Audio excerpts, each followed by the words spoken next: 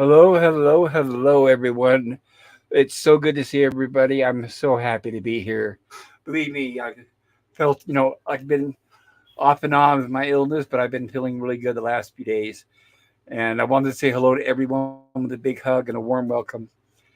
I know we've had people waiting in the chat here for a while, but first of all, I wanted to say hello and happy Halloween. Not necessarily Halloween day, but Halloween month we're celebrating. And we have a special presentation tonight. At least I think so. We've been talking about this movie ever since the very beginning when I first started the stream. That's one of the reasons why I found it started. I wanted to hold off on a good time to show it. I think now's the best time. Gorilla, how are you doing tonight? Oh, good. I've been blocked 3 more times on Twitter today. Yay! That's an accomplishment. And I am currently in a Reddit fight with about 20 different people. Politics? Oh, yeah. Of course. Why not, huh? Just be careful. You don't want them to ban you. Well, all they did was call a person out for going, hey, for you, no Biden, no matter what, people, just remember, if you vote for Trump, that's what you get. I was like, first of all, I'm okay with that. Second of all, what are you talking about that? That's a bunch of BS there. That's a bunch of BS there, blah, blah, blah. They're all programmed, right? They're all Yeah. programmed what they see on, what do you call it, CNN and all that garbage. And Nemesis of Eden, my good buddy Nemesis of Eden, how are you doing tonight? Oh, I'm doing really well. Always good to be here with you, Pops. And same with you, Likewise. Gorilla. Got like a foot of snow today. Well, over the last 2 days, so that's been lovely. But I mean, I'm in Canada, so what do you expect? Yeah, it's not good if it blocks off the roads and you can't get anywhere. Yeah, I walk everywhere. I don't really care. Oh, that makes sense. I've got where I'm at, Arizona, but northern, we'll get a little bit of snow as we get closer to winter. I'm guessing probably January, February. And I know Gorilla's Random Thoughts, he gets a lot of it where he's at, right, Gorilla? What? You get a lot of snow where you're at, right? Nemesis here is just complaining about a little snow. We call that a Tuesday. And I wanted to say hello and a big warm welcome to everybody on the chat. It's so good to see you all. Looks like some of you guys have been waiting here for a while. So I'm definitely going to give a shout out to who deserves it. And that is, first of all, the Phantom Boomer. Hello, Phantom Boomer. So good to see you. He says, hi, Pop. Hiya, Phantom Boomer. And there's my good friend Nemesis, of course, saying hello to everybody. Thank you for doing that, Nemesis. Of course. And big hug to a very sweet Suzanne Eckstein. So good to see you, Suzanne. I hope you're doing well tonight. Suzanne says, Pop, hello. And Suzanne says, Phantom, hello. And Nemesis, hello. Very cool. I don't need to read my own chat. Hello, Suzanne. Yeah, it's so good to see her. The Phantom Boomer says, hello, Suzanne. Phantom Boomer says, Nemesis of Eden. And then Phantom Boomer also says, hello to Gorilla. Hello. Hey, Boomer. Hey, Suzanne. And hey, Gap. And hello to Basil Battle Dragon. How you doing out there, Basil? Hello again, gang, says Basil. Hey, Basil. And Suzanne says hello to Basil. And Vanna Boomer says hello, Basil. And hello, Gap After Dark. Welcome. So good to see you again. Hey, Pops, Gorillas, Phantom, Nemesis of Eden, and, of course, Suzanne. The Phantom and Boomer says Gap. And Gap says hello, all. And Suzanne says Gap, hello. And let's see, Phantom Boomer says, hail, stream elements. Hail to the bot, hail to the AI. There you go. I did? Chat. Yeah, this one right here. Can you read it for me? What snow? Is that the same as the stuff we keep up in the mountains where it belongs? No. He's talking about the stuff that's brought up here from Colombia. Dude, can you imagine? Oh, I wish I'd be outside all day. Well, no, I'd be dead within like minutes, but whatever. Like, hey, I guarantee you, it'd be the best 5 minutes of your life. Oh, for sure. I'd be like, I tripped and fell down. Be like, just slide down the hill. That's a new way of fucking going skiing, I guess. Just, anyways, we're getting off topic. No, we're good. But hello to everyone. Thank you for being here. I appreciate it. Hey, we'll get through this movie pretty fast because I don't have much to say on it. I think what? It's a popular movie. I think we'll have a pretty good turnout. So I'm sure that we're going to be getting more people tonight. It'll be like, I'm guessing And hopefully, if my expectations are met, it might turn out like when we showed Night of the Living Dead, we might get a full panel. Basil Battle Dragon says, "Do okay, guys. Thank you for asking." Well, it's our pleasure for asking. Jack After Dark says, "Hello, Basil."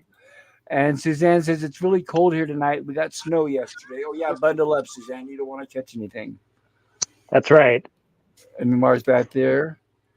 Okay, so first thing I have to say is, Gorilla, if you made it all the way to the end of this movie, then I give you props for that. Well, Wasn't sure. I got about 8 minutes left, but I don't think I missed much. Yes, you did. You know, oh my God, you haven't watched the ending. Okay. Oh, well, here I'll.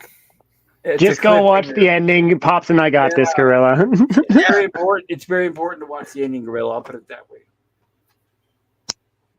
The ending of this movie is legendary. Well, usually usually the last 8 minutes is just like wrap up stuff. Nope. Don't judge everything by its cover, Gorilla. Believe me, you've got to watch the ending. It's a legendary, like I said. It's not like the ending of any regular movie. I'm sure you've already noticed the movie's not like most of them. But you definitely need to see the ending. You don't want it spoiled. And of course, this is made by the fantastic, wonderful John Carpenter when he was at the top of his game. And this movie here was made for Universal. They contracted it out to have John Carpenter make it, and it came out in 1982. Unfortunately, it came out right around the same time as E.T. the Extraterrestrial, and people didn't quite go flock towards this one. They all went to E.T., obviously, which is still one of the biggest hits in history. And Poor timing, for sure. Yeah, timing was horrible, right? And Universal didn't know what to do with it, so they didn't give it the full advertising campaign. What they did is just pretty much dumped it to the theaters without all the hoopla. So, like me, the only reason I saw it is because I was working fast food at the time at an A&W, which was next to a theater, and I saw it on the billboard on the marquee. I was like, well, what is that? So I went and saw it. But other than that, I would have missed it if I hadn't known. There was no commercials on the TV or the radio, none of that stuff. Universal just strictly dumped it out there. They didn't understand it. They were idiots, in my opinion. With a full marketing campaign, I think it would have done really well. And it only ran at the theaters maybe close to a month. But I was able to see it twice because I loved it so much. Actually, let me see. 2 or 3 times I saw it because when I saw it, I was hooked immediately. I fell in love. And I took a date. Oops, sorry. Sorry, go ahead. No, I'd say, okay, I had 20 seconds and 8 minutes of credits left. Oh, okay. The credits, you can skip those, but I just want to make sure you see the movie till the end. With the actors. But yeah, I took a date on it, and believe it or not, she loved it for the first time. Usually, I've told you guys before, my dates backfire when I've taken her to see movies. But I remember before I took her into the movie, she said, "Is it gory?" Let's see, did she say, "Is it gory?" or something like that? And I said, "It's not the gore," because she was imagining that I was going to take her in a movie like arms being chopped off. Well, anyway, but I told her, no, it's not that kind of gore. And I tried to explain to her about effects, and it's a monster. I told her it's more of a monster movie, and that kind of intrigued her, and she said, okay. So when we walked out of the movie, she was happy. She enjoyed it. She had a blast. And then I went back with friends, and we enjoyed it. But you can only do so much when you're a few people. That wasn't enough to make the movie successful. But fortunately, enough time passed, and people started realizing, and it become. I mean, if there's a definition of a cult classic, this is it. Very successful. They've sold many iterations on VHS and DVD and Blu-ray and over and over and over and over. So it did eventually make its money back and became a hit. But unfortunately, that didn't do much good for John Carpenter because he made the movies he was making in the 80s were some of his best, 80s and 90s. So we had this, and Big Trouble in Little China was another one they didn't understand. They just dumped it out there. It bombed. Later on, it became a big hit, made a lot of money on the circuit, the DVDs and everything. But he was disheartened the way the studios had treated him. They treated him like crap. They kept telling his movies were garbage because you got to remember these are executives at Universal and the movie studio, executives that don't know movies, that have no good taste. So he was treated like crap. But fortunately, here in the end, all these years later, he's the last one laughing because he's collecting all the money. Every time they remake one of his movies, like The Fog and the Halloweens and all that, they hand him a check straight to his hand. And the good news is he's still out there, as we've seen. The last three movies, I know everybody has separate opinions or different opinions about the last three, the Halloween trilogy. I wasn't a fan. But the good news is that he did the soundtrack for those movies. He's still producing music, and the soundtracks were amazing on those movies. It would have been the same without him. And John Carpenter, being a musician, he's got a band with at least one or two of his sons involved, and they travel, and they play some of the music from his movies. So if you go to catch John Carpenter in concert, you'll hear The Thing, you'll hear a little bit of Christine, you'll hear a little Halloween, a little bit of Escape from New York. And I hope I'm lucky enough, fortunately, or I don't know, in my lifetime, I can catch him somewhere, and I would love to go see one of his concerts. All he does is, by the way, he's a cool guy. All he does is sit at home and play video games and smoke pot. And basically hold his hand out. Whenever somebody comes and says, can we remake one of your properties? He'll hold his hand out. The only one he's rejecting is, for several years now, The Rock has been trying to do remake of Big Trouble in Little China. And John Carpenter told him to get screwed. And I'm glad. Because that movie, I hope they don't touch, like Back to the Future. Do not touch Big Trouble in Little China. I do not want to see a remake. That's my personal, and of all people, I don't want to see The Rock in it. So yeah, thank goodness for that. And in my opinion, that I'm sure other people out there, some of you guys have varying opinions, which is totally fine. That's why we're all here. And I want to for sure. Definitely, yes. What do you guys think on the panel? Do you guys think? Have you guys seen Big Trouble in Little China? I have not. Ooh, how about you, Gorilla? I think Gorilla stepped away from the mic. Maybe we'll cover it when we do it on our stream. I think it'd be excellent here. We'll have a blast with that. Sure, I'm down. Now, Nemesis, I'm guessing with The Thing, you've seen it before tonight, right? Or before this viewing?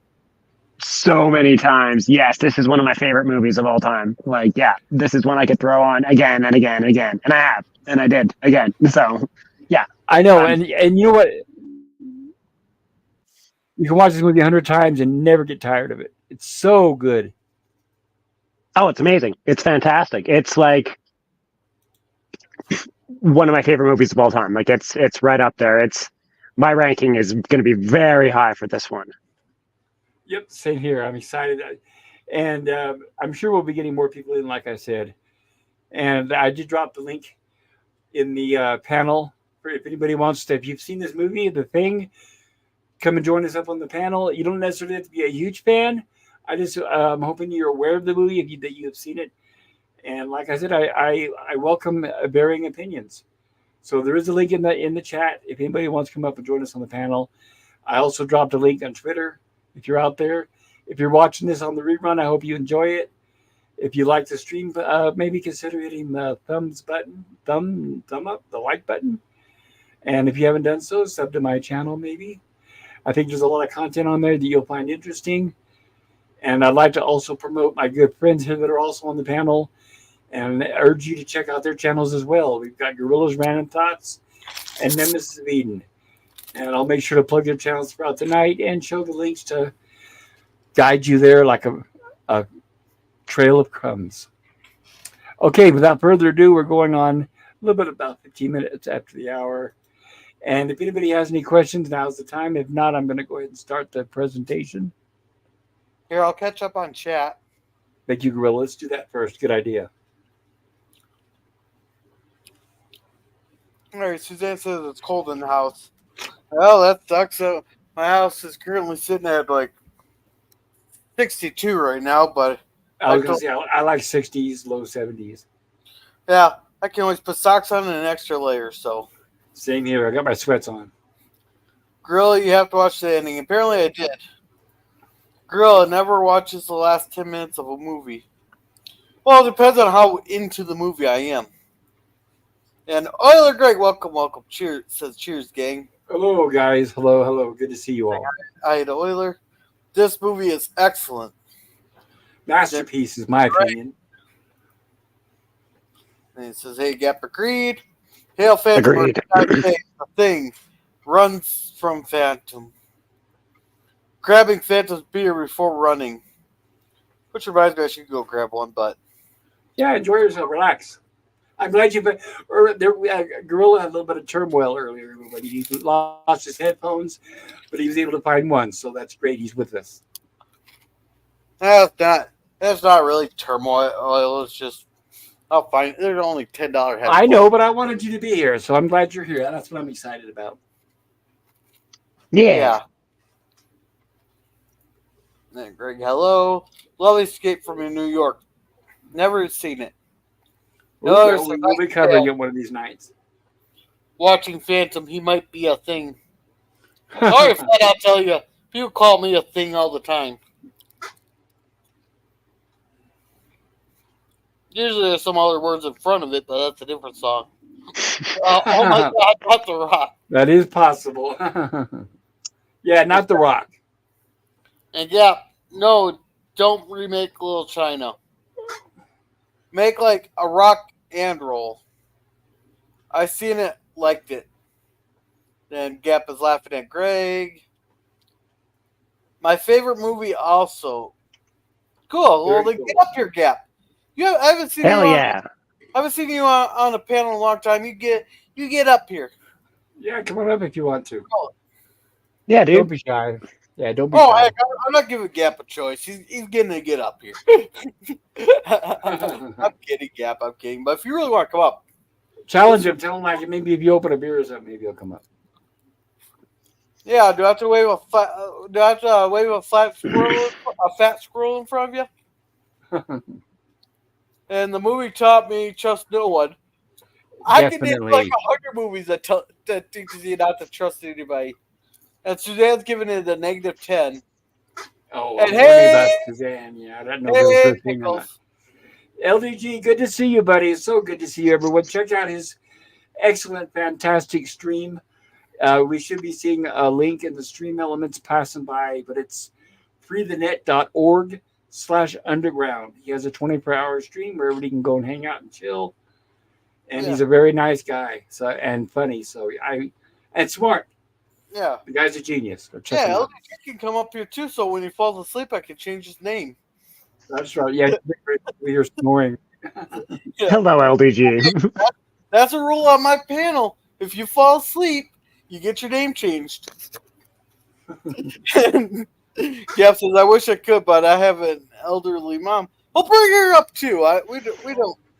This might be a little too much for her. I don't know. And he says, LDG, hello. This is one of the best movies ever made. Oh God, I'm gonna have some tomatoes. Told you, Gorilla. Yeah, we're gonna have a lot of people that are. I'm glad you guys are all here. And LDG says, howdy. I'm gonna have some tomatoes thrown at me, I guess. Yeah. LDG, howdy. The Fog was a great movie. What's the thing? No, yes, dear. Kept your -10. Oh. -10. I only saw the remake of The Fog, so I can't make any judgment on that. Yeah, I was just saying, definitely do something to warm up. I don't want to see you get sick. That is extremely cold. Wait, is that Celsius or freedom units? Because I don't know what that is. That's Celsius. I don't know what it is in freedom units. Well, I mean, I don't know what it is in Celsius. But I know what -10 is in Celsius, but I don't know what it is in Fahrenheit. So, I mean, we seem to be at an impasse. Do I have two different languages? Somebody pop out a calculator. Yeah, Gap says, don't complain, LDG, too much. His head's already huge. Oh, I don't need a calculator here because just give me a minute here. Wow, Suzanne, I have my air conditioner on. Wow, definitely. Yeah, somebody's in a different Celsius effing cold.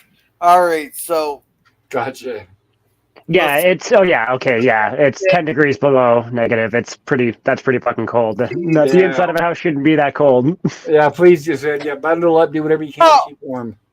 And if you That's guys all. can, definitely check out Suzanne's. There's a link for Suzanne. Stream Elements will throw it up. If you can Yes, sir. donate, definitely donate to Suzanne if you can. Right. She's very sweet. She's a single grandmother with raising her grandson, so any little help is highly appreciated. She's a very sweet, honest person. Oh, 14. That's 14 degrees. That's still very, very, very cold. I guess I'm used to the negative 40s with the negative 70 wind chills. Right. In fact, this isn't even close to your winter yet. This is barely October. So when does it really start dropping there, Gorilla? Yeah, we've been waking up to it being in the 30s in the morning. That's about as cold as it gets here right now. 30s. But I know, like I said, this will be my first summer in Arizona, but I'm prepared. I hear it's going to be snowy and everything, but I can handle it. Anything to get out of California, I don't care. I love it. Just to get away from that crazy place. I hope I never go back. Hey, and greetings from the edge of time. Edge of Time, so good to see you. Welcome, welcome. Greetings, Edge of Time. Good to see you. And Gab says thanks. Then, hey, and everybody saying hi to everybody. All right, let's get this rock and rolling. Fantastic. Hell yeah. Get past this scene of some beautiful mountains and a dude who can't hit a dog for shit. With a scope. Dude, I know, right? And Hey, no spoilers, no spoilers. I was gonna comment on that scene because Okay. well, since we already talked about it, I have better aim that after a 6-pack than this guy does. Well, you know, maybe because he's panicking and he's shaking and he's scared. I think it was plot armor. And I was drunk. What's the point? Well, yeah. That's like, well, you see that like in the Westerns run on horseback and they're running along on the horses, shooting it, around. You can't shoot on a horse. I mean, it's difficult enough like in a car. You see in a movie where the bad guys are shooting out the windows and stuff. But shooting on a horse when you're at full gallop, I don't know about that.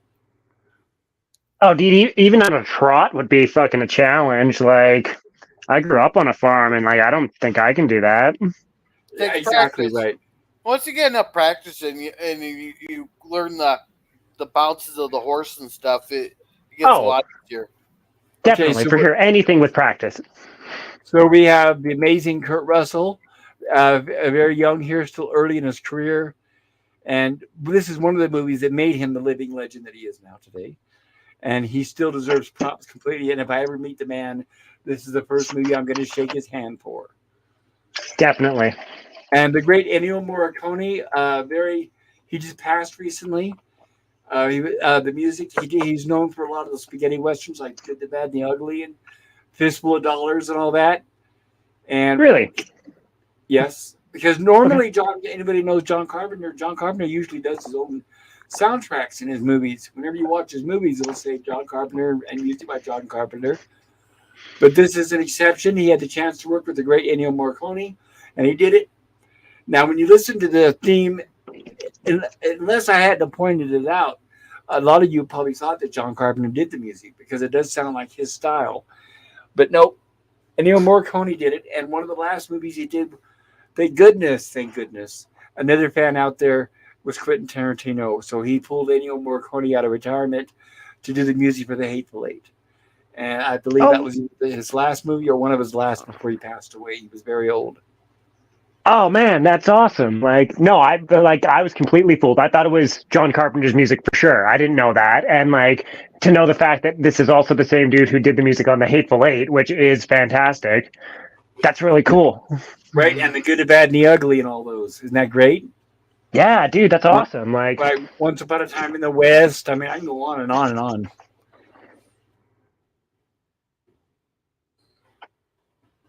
And of course, a shout out to the great Rob Bottin. He was busy working. Now, remember this is early 80s, everybody. So, Rob, I believe it's Rob Bottin, not Bottin, but anyway. He worked on The Howling, and he was pulled from The Howling to go finish Miracle World in London. And then right after that is when he got this gig. So, I'll put it that way. That's some top-notch talent right there.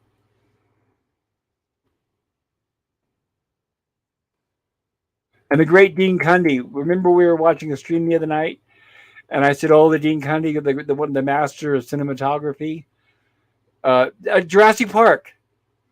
That's Yeah. right. We were watching Jurassic Park. This is what I'm talking about. And now the guy's doing like Hallmark movies. I can't believe I said that, but oh well. I guess whatever puts food on the table, right? For sure. For sure. I don't fault him for that. Same here, and I still hold him to the highest esteem. For sure. And we got. And by the way, I don't know if any of you guys have noticed that John Carpenter movies, he has his own font, so it's like the John Carpenter font. And we have our introduction of Spaceship Out of Space. Gotta start off that. And by the way, I'm glad I remembered this. An exception to the rule is I usually, as you guys know, as I've spoken up on my streams before, is if there's an original and a remake, I tend to show the original first. And the original was the black and white presentation starring James Arness called Thing from Another World. But I'm going to have to make an exception because we hadn't had a chance to cover that movie. We will, I promise. But in this case, we're watching the remake first. I hope that's okay with everybody. It's okay with me. So, I mean, hopefully it's okay with everyone. But I'm happy with this choice because, yeah, this is, yeah. Anyways.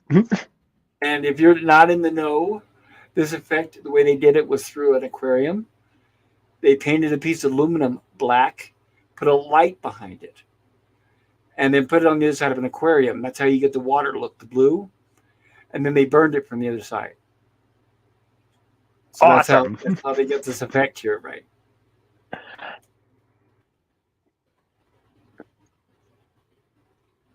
Oh shoot, I was muted. Can I point out one thing? Absolutely.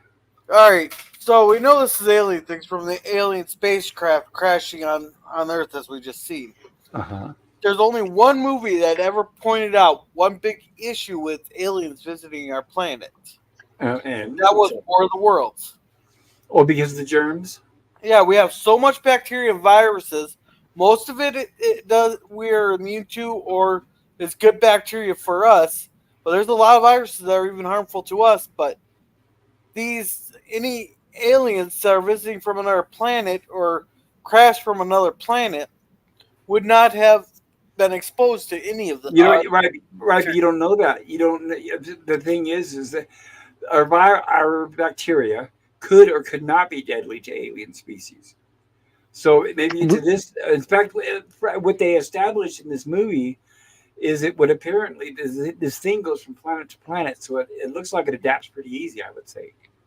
Yeah, that's the biggest thing. Like, we have no knowledge on this thing's physiology. We have no reason to believe or to know whether or not the viruses would affect it, like the War of the Worlds. And as Pop just pointed out, if it is going from planet to planet, getting into major spoiler territory later on in the film, which I'll bring it up once we get to the computer scene. Remind me, and I'll bring it back up. I don't think it's going to have a single problem, considering what we see it go through just in this film alone. That's what I'm saying is maybe it does have the ability to adapt. It has to have. Like, that's its whole thing. Is like we never get to see this thing's true form. It's always mimicking. It's always changing and adapting. Yes, we don't know exactly. But it's doing so many things. We don't know what the original form was and how long ago that was. Exactly. Like, we don't even know if the thing that they found, that they pulled out of the ice, was the original version of the thing. Who knows? It was probably not. It was probably, I don't know. We don't know its life cycle. We know nothing about it. That's why it's so perplexing, and it just creating conversation. Like, what, 30 years later? I'm bad at math right now. And what's amazing is it's intelligent. It's flying that spaceship.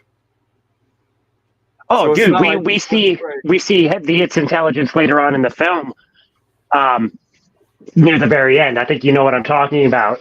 Oh yes, yeah. And I wanted to point out, in case you guys, I don't know if you guys know this or not, but of course this is a very old-fashioned. This is 1982. Computers were not common, and it's not very often that you're going to buy a computer that's built for one game.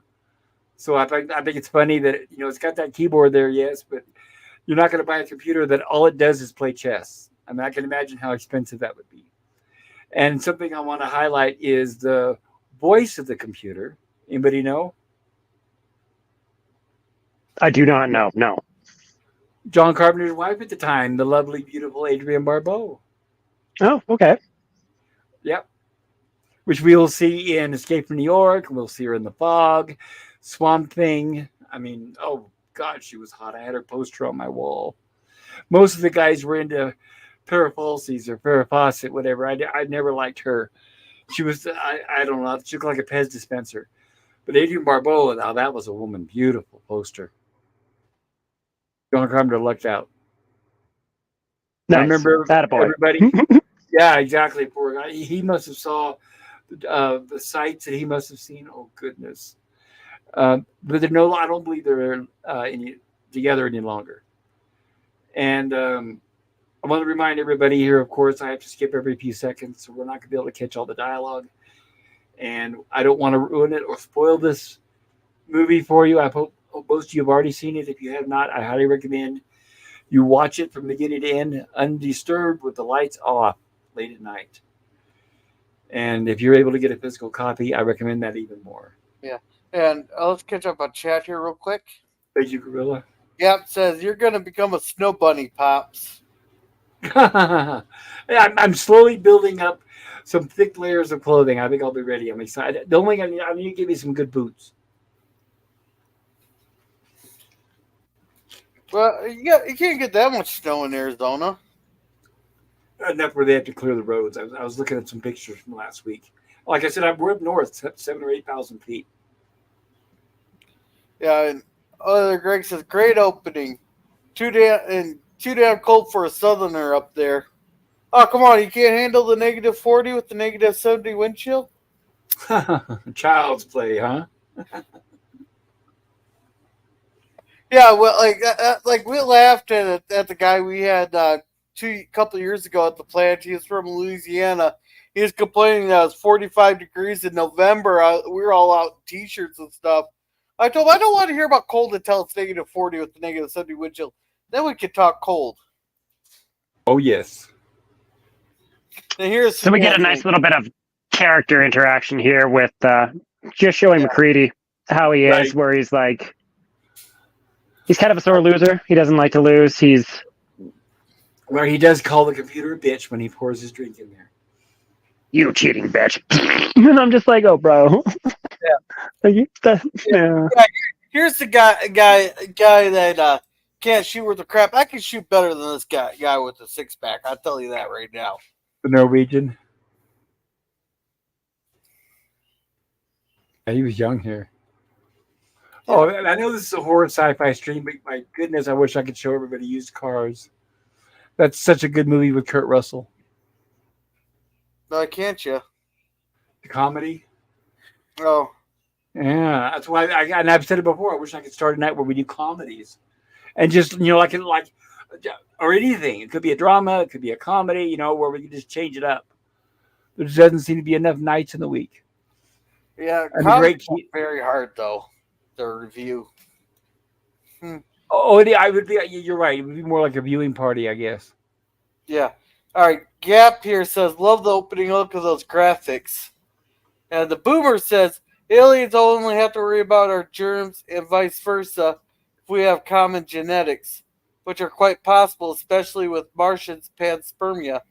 Well, the problem is that germs can cross species. That's the thing. I was working on. Well, that's like dog and cats. They don't die from all of our bacteria. Some of our stuff isn't good for them, but they generally learn to adapt to the planet. No, but they get different germs from our planet and stuff that hurt them. Well, they get different sicknesses, right? Like parvo. We don't get parvo, Yeah. I was working on. Yeah, but you got to think that there's not going to be as many germs up in the Antarctic, right? Like, it's really cold up there. Like, it's. Yeah, it's going to kill a lot of it off, or a lot of it will be dormant. Yeah, I see Gorilla's point. I don't personally agree with it, but I see the point you're trying to make. Yeah.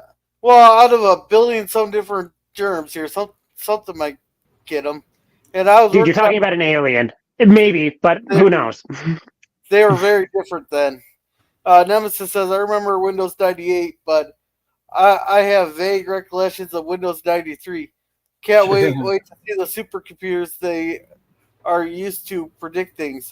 I had a Windows 95 once. Actually, it's still sitting in the corner there, holding a door open. You kids have not worked with DOS. Until you work with DOS, then I'll talk to you, right? No, that's before my time. Yeah. Yes, it is. It's before Windows, yes. Well, I guess buy then. Right. So we have the guy who pulls out a hand grenade. Sorry, go ahead. Mark, real quick. Yes. Yeah, Pop will be traveling down to Tucson in the wintertime. Good point, Phantom. Go Germs. And vote Germ Party for your next election. They'll fight the aliens. Says Euler. Got to bring Resolute Germ along, and then you'll be fine, Gorilla. Yeah. Now, why did this guy just start chucking grenades at the dog when he couldn't hit the damn thing with the crap? Well, he's just trying whatever he can. No, I do question that, like, considering, like, what we missed earlier in our little discussion about germs and how cold things are. There was a whole shot of the whole cast was there, and they had all assembled outside, and they could see the Norwegian dude and the dog, and he's, like, firing away at the dog. Or has he even landed yet? Yeah, he pulled the grenade. He hasn't fired the gun yet. He's getting ready to throw the grenade. Oh, okay. Which I'm not sure why he just drops the grenade by accident. I mean, once again, plot armor. Well, that was an accident, right? He was wanting to do a full swing, but as we'll see here, unfortunately, it drops right next to him. Oh shit! Pretty much in Norwegian, and unfortunately, right there it is. Now he's that. I wouldn't do that. I would have kept my distance. There goes our only way out. Oops! Don't want to get a. That's probably too much already. I'm sure I'm going to get copyright at the ass tonight. And of course, we might not. Well, as long as it's not that one company down in Louisiana. Right. So, like, I'm curious. Go ahead. No, I was just going to say, I think we were about to say the same thing, that the dog was licking him. Right. It's really eager to suck up to the Americans. It's like, help me, right? Yeah, showing the Americans that it's super friendly, and that which confuses them even more. They're like, "Okay, this dog is friendly. Why is this guy shooting at it like this?" And I'm going to remind everybody, everyone, in case you haven't noticed, there is a poll in the chat. Please consider voting on the movie tonight and tell us what you think, and then we'll share the results at the end. Right, and of course we have the classic language barrier, right? Like we can't just have like. Yes, that's the big problem, right? But as I know, like I said, I have to show frames.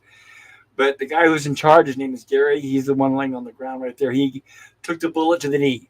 So if you don't know, that's what happened. Is the Norwegian trying to shoot the dog accidentally shoots the captain here in the knee. And everybody scatters because they don't know what this crazy guy is doing, obviously.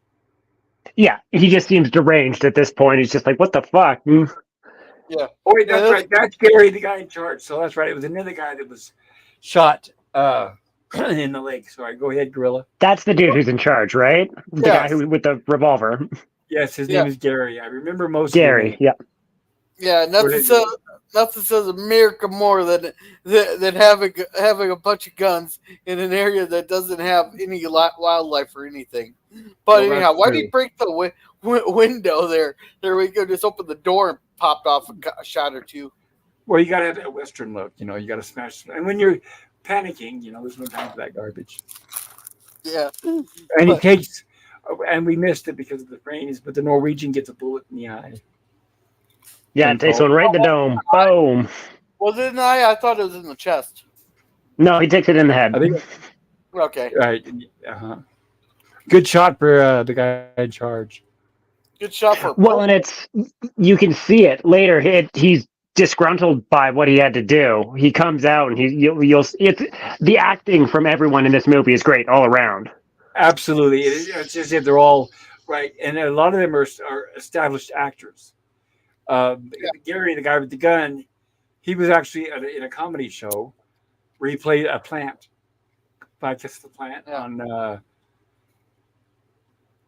I'll think about it later. Yeah, It was a but that's space pretty good. comedy. But that's pretty good shot for a guy for a guy with a revolver at a distance with iron sight. Yes, because the hardest to aim is a handgun. So yes, I completely agree. Right, and here's what Nemesis was talking about. He's going to be pretty shaken up because he's not exactly used to killing somebody every day. And of course, they're all confused. They don't know what's going on. And they're putting out the fire, but I don't see why it's going to go out. But maybe they're hoping to save somebody or salvage some equipment. Save the wreckage.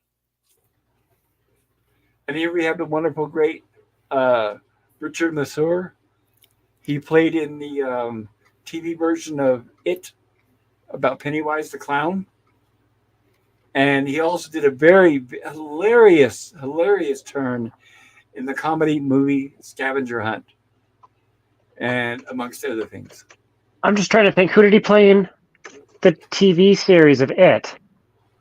I can't remember the name of the characters. I'm not a fan of Stephen King, but he's the one that committed suicide in the bathtub when he saw that Okay, his I friend, thought so. yeah, when he thought his friends were going to go back to the town to battle it, he didn't want to do it, and he slit his wrist in the bathtub. So you remember that? Wait, Yes, so yeah, I do. Yes, I do. I remember that vividly. Oh, yeah, I'm man. talking about the two-parter movie. Yes, Okay. from the '90s Yeah, the one with Tim Curry. with Tim Curry. Yes. Who's Tim Curry? Or Tim Curry's it. Oh my! Who's Pennywise? Tim Curry? Who's Tim Curry? Is that what I thought I just heard? I don't recognize names. I recognize faces. Okay, then that does Oh. it. We're gonna do the Rocky Horror Picture Show on this stream here. I promise. Soon, very soon. Sure, I'm down for it. Me too. We'll all do the time warp together, right? All right. God, I can't even tell you how many times I saw the Rocky Horror to theaters with the audience. No movie experience can top that. And unfortunately, I don't think they even show that to theaters anymore, do they? Midnight movies. So as we see here comes this guy here and the dog, and he immediately warms up to the dog. Well, he is the dog guy, right? He's the one who takes trainer. care of the dogs. Yes, he has the kennels right with all the dogs. So yes.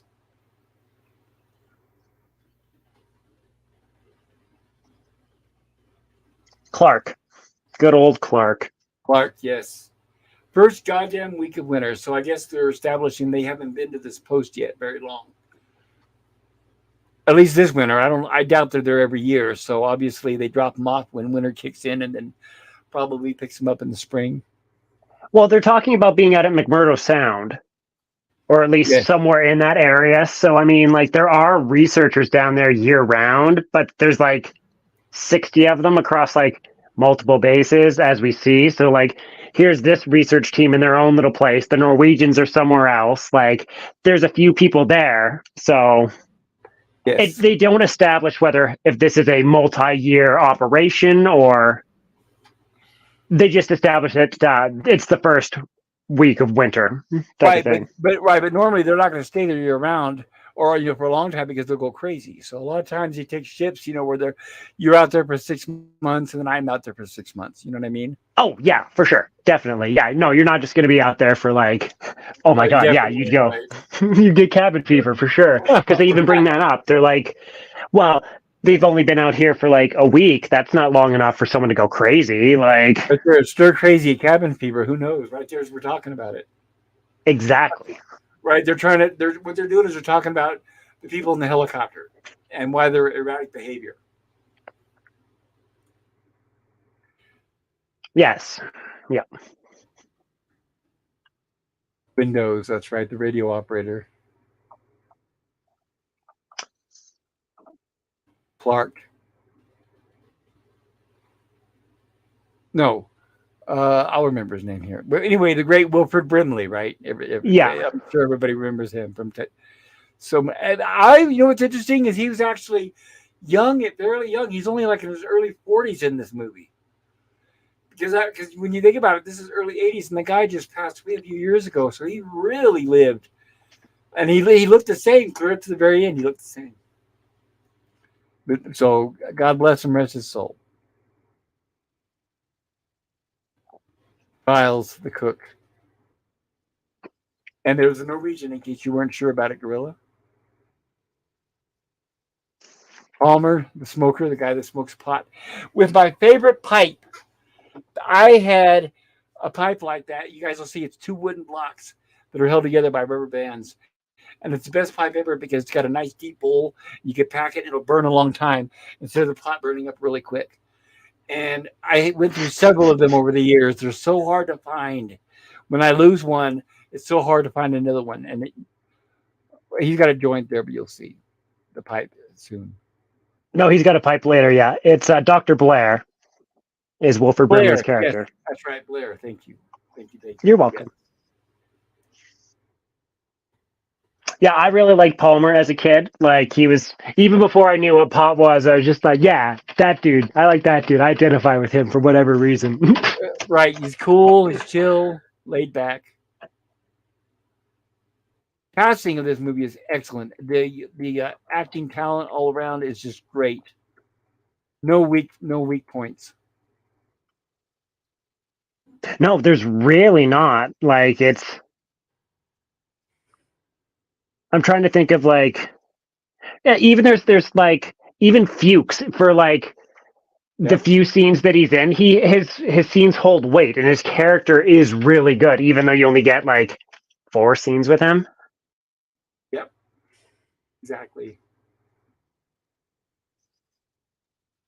Now they're talking about the weather clearing, and they want to go check out that Norwegian post.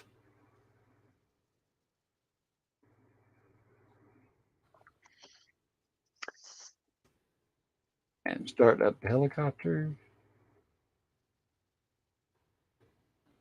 Right, and they're shocked that they're actually going to go out because, like, there's real danger to coming out. He's like, man, if this whites out, we're going to be down a doctor and a pilot. Like, yep. And he's like, I'm okay with you doing this, just so you're aware of what could happen. He's like, I want to go see what's going on with the Norwegians. It's like, okay. Yeah. And the dog's just chilling and watching.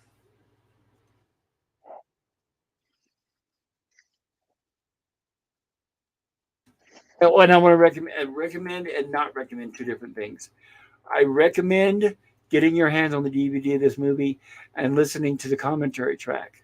There's 2 audio tracks, for example, that were on a DVD. In case you're not aware, where like track A, you're listening to the soundtrack of the movie, the talking and the dialogue, and then there's track B, where the cast are sitting around a table watching the movie, commenting on how it was made. And the soundtrack, the commentary is done by John Carpenter and Kurt Russell. It's fascinating, amazing. They talk about how they made the movie step by step. There's a lot of things to learn. And stay away from the sequel. They made a horrible sequel, I think maybe about 10 years ago. Don't even go there. Stay far away. Yeah, it's a sequel that's supposed to be a prequel to this movie, but they also titled it The Thing. So it's kind of unfortunate. There's a whole list of reasons why it doesn't hold up to this one. We're not going to talk about that. We're just going to carry on with this amazing movie instead. Right, you're right. Yeah, exactly. Even better. Knowles, you turn that crap down. Oh, that's right. Knowles is the cook. That's right, not Childs. Yeah, that's Childs right. Childs is McCready's buddy. Well, I wouldn't say they're buddies. I'd say they're like. Well, not yet. Right, but I'm still laughing. Right. Rivals, maybe. Rivals at this point, but right now it's like the people don't really all know each other yet. That's another reason why I'm thinking they haven't been there very long. No, I wouldn't say they're rivals. The one guy's just crabby because he just got bolt taken out of his knee. But I noticed that the cook didn't even turn it down much. Like, oh no, he didn't even touch it at all. He was just like, oh yeah, turn it down, motherfucker, fuck you. And I'm like, oh okay, I kind of get it because I'm like, right. Damn it, I don't want to listen to Stevie Wonder. Like, I'm sorry, I just don't. This is a good time to catch up on chat. I guess. Excuse me, my goodness. Sorry, say that again. There were different types of DOS back in the day. Yes. And Bill Gates bought it for ripped it off from the guy for like $150. The guy that invented it. So I go. Other Greg says The Thing, and Boomer says, "Good evening, ladies and germs." Good evening, Boomer. Europeans are not familiar with weapons. Seems reasonable to me. Then Oleg Greg says, I expect everyone who lives in a winter wasteland to be aliens. Humans couldn't survive up north. Maybe. I'm not denying that I might. Anyways, carrying on. And Phantom Boomer says, red lectroids from Planet 10 by way of the 8th dimension. Interesting. And Suzanne says, I think I dropped everyone's channel links. If I missed you, let me know. Well, thank you for doing that, Suzanne. Very kind, Suzanne. Thank you. Thank you, Suzanne. Mother Greg says, nice reference, Phantom. Phantom says, I plan on doing a watch party for it. Cool. Then Nemesis says, you rock. And Boiler says, cool, Phantom. Nemesis, thanks, dear. I try. Then Greg says, thanks. Pop, just declare a special presentation and play whatever movie you want. That's true. And by the way, thank you. Thank you, Oleg Greg, for reminding me. I'm going to have a slight modification to the way this stream works. I was thinking about that today. What I'm going to do, I mean, you guys know what I usually do is I'll show 3 or 4 titles and let people vote. But I think what I'm going to do is just randomly pick titles, like maybe 2 or 3 weeks out of the month. And then we'll have, like, I think we've kind of mentioned this before. Like the first Tuesday of every month will be a movie that everybody votes on, for example. Let's say, the first Tuesday, just for example. And then the other weeks, maybe I'll just, now it might be 2 weeks out of the month. I might let you guys vote. I don't know. I haven't really thought about it. But there's sometimes where I'm just going to want to pop a title in there and surprise you guys all with it. Yeah, dude, do it up. Like it's your channel. There's been a bunch of movies where you've wanted to watch and you've just been outvoted. So I think that's a fantastic idea. Let the people, let our loyal, wonderful fans vote on a movie once a month. You pick some movies. Maybe every once in a while I'll throw out a movie there. But I think that's a fantastic idea. In fact, what we can do, a good idea, let's say, okay, for example, we have 1 week a month. Of course, some months have 5 weeks, so we'll play it by ear, fast and loose. But let's say we have one Tuesday where everybody votes, 4 titles, whatever, and they vote from. And then during that, let's just say, for example, it may not be necessarily these 3 other weeks, but let's say during the other 3 weeks, while we're showing movies, and also during my rumblings from the lab, we'll throw polls out there, different titles throughout those 3 weeks to let people vote on those. And then those will be the ultimate fort at the top that everybody votes for on that first Tuesday of the month. Does that make sense? That way everybody has input on what those 4 titles can be. What do you guys think? Maybe. Well, we'll see how. Okay, we'll play. Yeah, that last one maybe. I'm a little confused by it, but like. Well, okay, but here's all right. Thank you, but in fact, I do need to clarify because, like, sometimes, for example, you guys have seen where we're doing rumblings from the lab, and then we're and also during these movies, is some of us sometimes we'll talk about other movies it'll just cross our minds, and some of us will be like, yeah, that's pretty cool. I haven't thought about that. We should see that one of these days.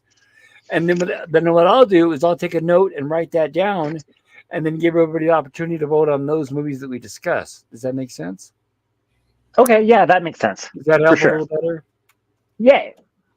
Yeah, because sometimes somebody will mention a pretty unique movie or a really good idea, and I always tend to forget all about it.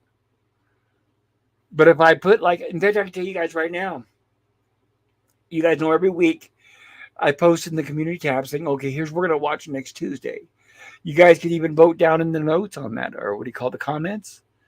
You can either, because if you put down the comments in my community tab, I will see them. They will be there for posterity. If we put them in the chat during these live streams, the chat gets lost after the stream is over, and I won't see it. So the best way, if you want to throw in a title for us to vote for, which I encourage, is to put it in the comments section of, which is a really good idea, is the comments of these movies after it's over, not during the live stream, because like I said, that disappears. But you guys know after the stream is over, there's a comment section down below that. If there's anything you want to suggest, please feel free to throw it in those comments. I'll see it in there. I'll also see it if you put it in my community tab in the comments. And also if you have me on Twitter, if you guys want to send it on Twitter. And that way I can compile that every month. And then I will go over the list with everybody and let everybody vote on the top 4. And then those are the ones that we finally vote for. I don't know. Does that sound like too much? All right. Sounds awesome. Oh, speaking of, like, that was a beautiful, beautiful shot of the I know. I don't know if dude with his slit wrist, and oh, look at that. He's fucking slit his wrist and he slit his arms. Like, talk about dedication. Jesus Christ. Right now, they're like, what is this? What the hell is with this guy? But my point is, when it comes to the voting process, I want to make sure that everybody feels they have input. I don't want to be the only one coming up with ideas and taking total control. If I'm going to do that 2 or 3 weeks out of the month, then I do want to make sure that when we go to the voting, I want everyone to have input, because I think that'll be more, I don't know. I want to make sure that everybody's interested and they feel like they're able to interact. No, for sure.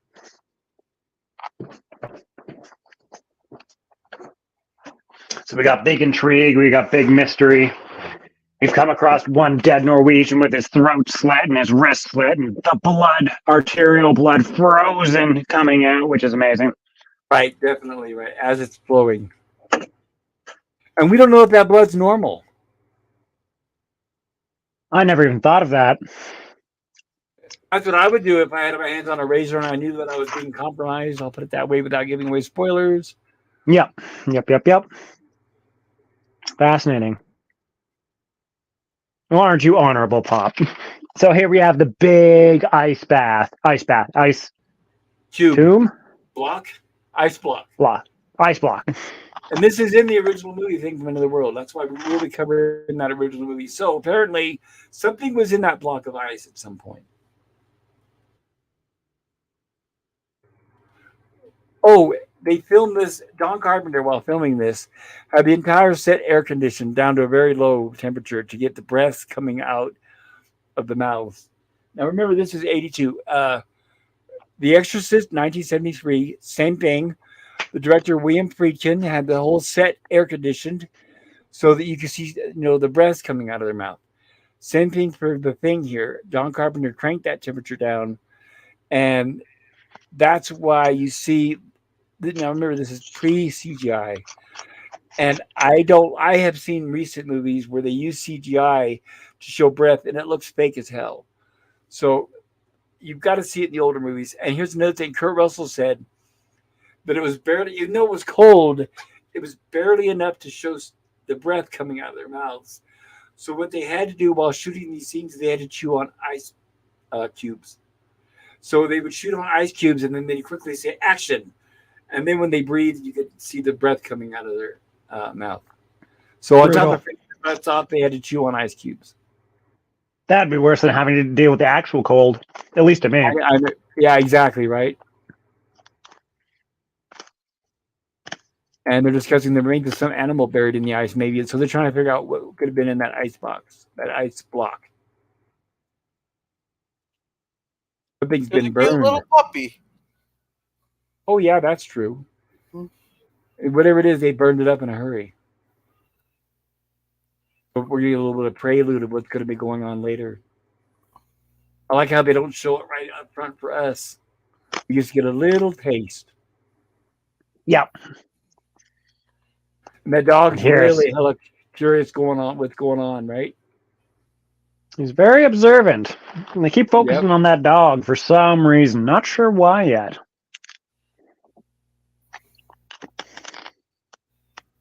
The dog's wondering what they're bringing back.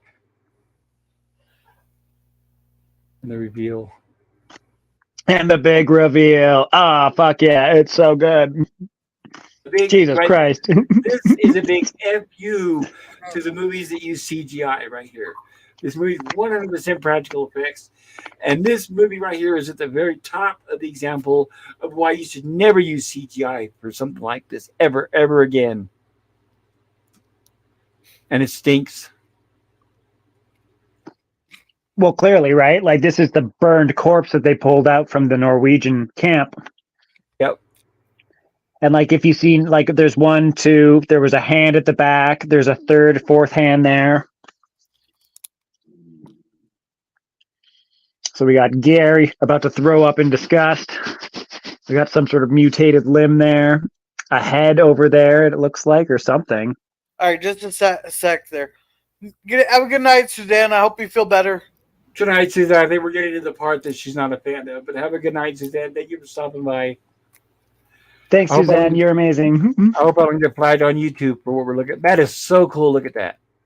It's amazing. Like a work of art, right? Oh, dude, it's glorious. Like, I'd have that sculpture in my house if I could. Same here. Can you imagine the value of that? Windows back at the radio. I'll let you guys fight over it. Okay. And he's telling him the radio's down. He's not, of course, not able to get anybody right now. Got to be isolated. That actually adds to the horror, the suspense. And now we get the autopsy. This part's awesome. So they use like all different kinds of stuff. They use gelatin. They use strawberry jam. They use like anything they could basically find. Yep. And look at that. Look at how beautiful that is. Jesus Christ. Just horrific.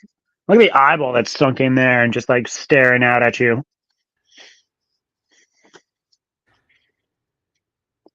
Ronnie Hall when he's still alive. Oh, yes.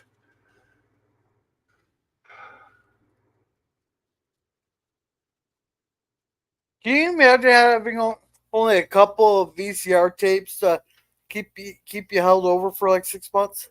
Right, and those tapes are like huge bricks, right? It's like, yeah, you only have a few of them. The same shows over and over and over and over. I lived that life. Why do you guys think I saw the Blob, the original one, so much? It's because I only had so much stuff. You're just like, oh my god. Yeah, but you can go outside and play. No, this was God damn it, Gorilla. No, you couldn't.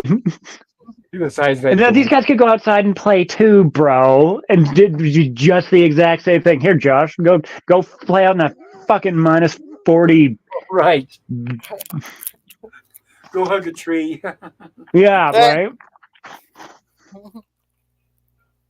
Oh, now we know your first name. God damn it! Yes, you know my first name. Now he tells him, Clark, will you do something with that dog?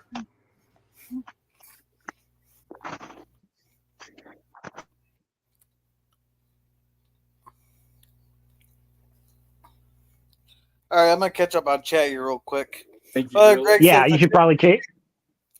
Go ahead. Yeah. Chess computer cheated. Destroy it.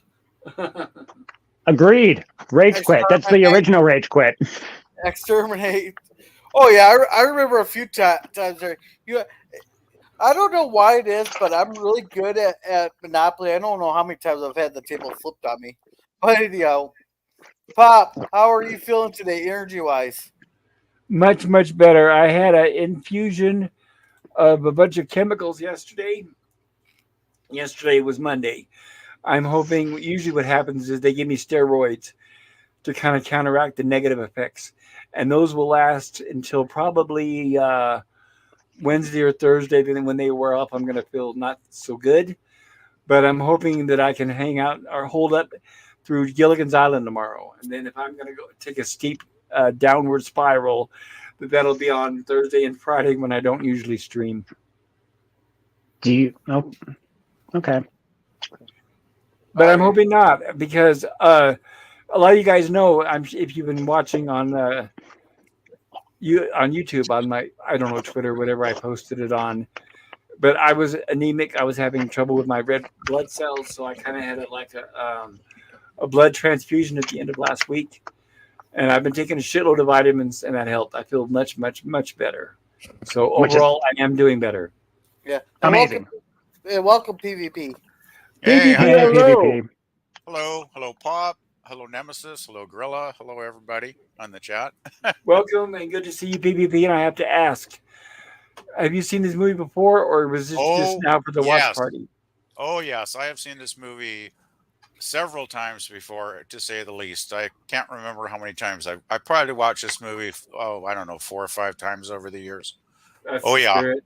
I saw this in a long time ago. I think I probably saw it when this is what, 82 or 82, yes. yeah, Big so I summer of would have 82. so yeah, I would have been like 24 then. I'm doing the quick math. So I didn't see it in the theater. I think I probably saw it on a movie channel shortly at, maybe a year after that or something. Right. Once it hit the movie channels, because they used to be like, affordable part of the cable package back in those ancient days. But Yeah, I remember it was like $10 for HBO, $10 for Showtime. yeah, well, you had different ones. We had like Super Channel and different stuff here in Canada, but it was the same All right. idea, basically, right? You know, Well, the basically the point same thing. is, I was lucky enough, even though I was down here in California in the crazy states, I was blessed and lucky enough to be exposed to Bizarre. And I have it on my server. I think it's 10 episodes. Bizarre. John Biner. Oh, there's more than that, I think. Well, I have all. I'm thinking of seasons. That's right. I have all the seasons. That's right. Oh, there's tons of them. Because it's Actually, hard to find it. Bizarre was it was a Canadian show for one thing. But I Yes. thought Bizarre was a lot of fun, actually. Like, it was bizarre. Hilarious. It was. It was very, very daring. And they got away with so much that they would never do here in the U.S. Geez, yeah. Like, I think there was some of the language that got a bit rough at times. The racist family. Remember the family that was all different ethnicities that just made fun of each other? Oh, I forget that one. But I think my favorite was I think that was the show that introduced Super Dave Osborne. Yes, it was. And it had then the great Billy Barty. Yeah. And then they spun him off into his own series, which I loved because it was so hilariously goofy, right? I can't remember how many ways they figured out to totally mangle Super Dave's body beyond hopeful recognition, and somehow he'd always be alive for the next episode. Yep. Yeah, those are good shows. And But what brought up usually, Bizarre? Is that connected to this movie in some no, way? we were talking about cable channels on Canada. Sorry. Oh, okay. Sorry for the off-brand, everybody. I was confused. Anyway, Yeah, geez, man, I was gonna get mad at you. And Gap says that's the plan. And Gap says, Oh, we should probably like not skip past this, Pop. This is like some fucking amazing. yeah. Right, all the dogs Amazing are going practical crazy. Of course, all the dogs know, and they're all going crazy and barking and trying to get the hell out of there. And that's what's cool is when they show the dogs actually chewing through that chain link. They're so desperate to get the hell out. Can you Oh, blame dude, them? right? Well, I mean, what we missed was like the head splitting off like a banana peel, and its skull, the dog skull, gets pushed off and reveals like a tongue that's spraying out there. And this one dog is the only smart one that's trying to get out. And now, so we see a bunch of like tentacles popping out, which once again, I believe, I'm not sure. I don't know how they did all of these practical effects on this shot. I've got spoilers for later if we even want to discuss it, if we want to ruin the movie magic behind it. We'll get there when we get there, right? And here's where it's spraying those dogs. It's like, oh. So like, and I'm assuming it's spraying digestive enzymes on it. Yeah, that's what I was thinking too. Like stomach acid, right? Exactly. Yeah, like it's gonna try and dissolve, because that's what it was trying to do, was to eat and absorb and assimilate those dogs. And then Clark found it and raises the alarm, and here comes fucking. Right, McCready hears the noise, and then that's when he hits the fire alarm. Yeah, I think I'd hit an alarm too if I was in this kind of situation. Yeah, if you think about it, they're not used to all that commotion, so I'm sure they're like, okay, what the hell is this? Yeah. Well, yeah. Yeah. Yeah. Oh, make sure to grab the beer first. Gotta have that. Well, that's priorities, bro. Well, he was in the fridge grabbing it when he pulled it out, and then he was like, "What the hell is that?" And he's like, "That's when he rang the fire alarm." Right. And Clark says, "I don't know what it is, but it's weird and pissed off, whatever it is." Yeah. This, ladies and gentlemen, is why we need the Second Amendment. That's right. And why I personally think everybody should have an AK in their house. Oh, it's just so good. Oh, what you can say, the sound is incredible too. The music and the sound, oh my god. Well, this thing has a. Go ahead. Like a high pitched scream, right? I just want to say, I'm still amazed. I find it so hard to believe this film is 41 years old now. And it's better than anything they make now. It's amazing. Like, how many films that are 41 years old, hold up special effects wise as good as this film does. None. None. Pretty much, yeah. Pretty much, eh? That's why it's still at the top. Yeah. Oh, I love this movie. It's a classic. It's a great film. It really is. Oh man. But yeah, these effects.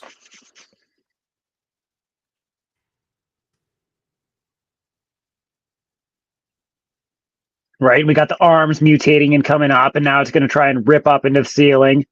And now here, this shot that we didn't really get to see, it's got a bunch of eyeballs on it, and then the stomach opens up, and like out comes this like flower-like mouth that like, it's so cool. Yep. Another thing is the imagination of the people that were constructing these practical effects. Like, I'm sure they had input from everybody working on the film, but it's just like, man, the imagination is just amazing. The guy who did the BBP, the guy who did the effects, was like in his early 20s. He was still learning. Amazing. Yep. Yeah, it was. Well, you've told it earlier, so I don't need to reiterate. Rob Bottin. And it's just, and I'm going to, just like with Ray Harryhausen, it's a disgrace that they replace him with CGI. These practical effects, I think CGI has no place in horror movies. Even in The Walking Dead, I used to watch it, and you could tell whenever they do a CGI effect, it would stand out like a sore thumb. Yeah, I generally dislike CGI a lot. It's very noticeable. I don't mind CGI, but it's just, it has its place. And like, as amazing as this is, like, these sculptures took so long to make, and a lot of money went into it, right? Whereas like CGI is cheap and effective. That's why studios go for it. But like, once again, as we were talking about, as BBP said earlier, it's hard to believe this film is 40 years old and it has stuff that looks this good still, which goes to prove, like, if you just go back to that previous shot pop with the alien head, like, that's the closest we get to see to that. There we go. Right? Like, beautiful. It stands the test of time. It looks real. Your mind perceives it as real. So it's worth the investment, but most companies aren't willing to do that, which is the unfortunate thing. Right. All they had to do is just hand the makeup guy the money and say, okay, do your thing. Give you the weeks, whatever you need, a couple of weeks, months, whatever. Instead of, the problem is these days, well, we don't have time for that, and CGI is cheaper. So yeah, let's just, because once again, the movies are being dictated by board members and not by talented people. Well, there's not only that, but like, we'll talk about the scene with the head coming up later in the movie, but that scene that lasts about 3 minutes took about 5 months to shoot. Yep. Oh yeah. So, we'll talk about that too. Yeah. Well, what gets me is they don't want to spend the time on special effects to achieve quality, but they don't mind spending like an extra year doing reshoots when they do the test audiences and people hate it so much they got to spend like a year reshooting like half the film, right? Like, yeah. You know what? A lot of that is because they don't have the script ready when they start shooting anymore. Yeah, used to, they'd have the script ready and they'd fine tune it until everything's perfect before they'd shoot one frame of film. But it's not like that anymore. Yeah, or they got like 4 different people that wrote the damn script and it doesn't make any sense at all, right? Or committee, right? Speaking of script, we missed a beautiful little piece of information where it's, I don't want to call it a red herring, but Blair, the doctor, was talking to Clark and he's like, hey, you notice anything weird about the dog? And he's trying to establish what's going on with it, right? And he's like, no, nothing's weird with the dog. The dog seemed perfectly normal. Nothing was out of the ordinary. It kind of just wandered around camp for a while. And he's like, you're telling me that thing was unsupervised and wandered around camp for like hours? And he's like, yep. He's like, okay, well, how long were you alone with that dog? Which to me brings back the point earlier in the film where the dog was licking Clark. To me, I'm like, oh man, that would have been a beautiful opportunity for the thing to infect Clark, but they don't we'll have to see if it does or not. Right, for anybody who hasn't seen the movie yet, that's the biggest mystery. We're all thinking, us, the audience, it's probably Clark. It's like a whodunit. It's like a great, like I guess, a Christie mystery, and it's a whodunit. And at this point, Blair is getting the doctor is getting suspicious because he saw that it looked like it was a combination of different beasts. So, but he hasn't. He's not ready to tell everybody yet. Obviously, he doesn't want to throw everybody into a panic. Right? Because we missed a little bit of dialogue earlier when he was just dissecting the human part, where he's like, "It looks like it should be a normal person, right? There's like a set of lungs, there's a set of things, there's a set of this." But then when he gets to the dog, he's like, "Well, like this isn't." He's like, "Look at this. This isn't part of a dog. Like this is part of a human, and this isn't supposed to be here." So he's like, it's this amalgamation that's continuously changing Yes. and adapting to its environment. It's beautiful. I think it's absolutely terrifying. Yes. And so now we have here the depression where the UFO is for the aliens. What they did is they found these tapes at the Norwegian base. Yes. And they're establishing. And by the way, this is actually a clip from the original movie. Oh, really? Yes. Oh, no way. That is so cool. It is, but they're using it to show that, no, they're saying, no, this is the Norwegians who originally discovered the saucer and dug it up and pulled out the big block of ice. But but John Carpenter, as an homage to the original movie, that's what this is. And by the way, that's really cool. I want to recommend the story "Who Goes There" by John Campbell. That's what this is based on.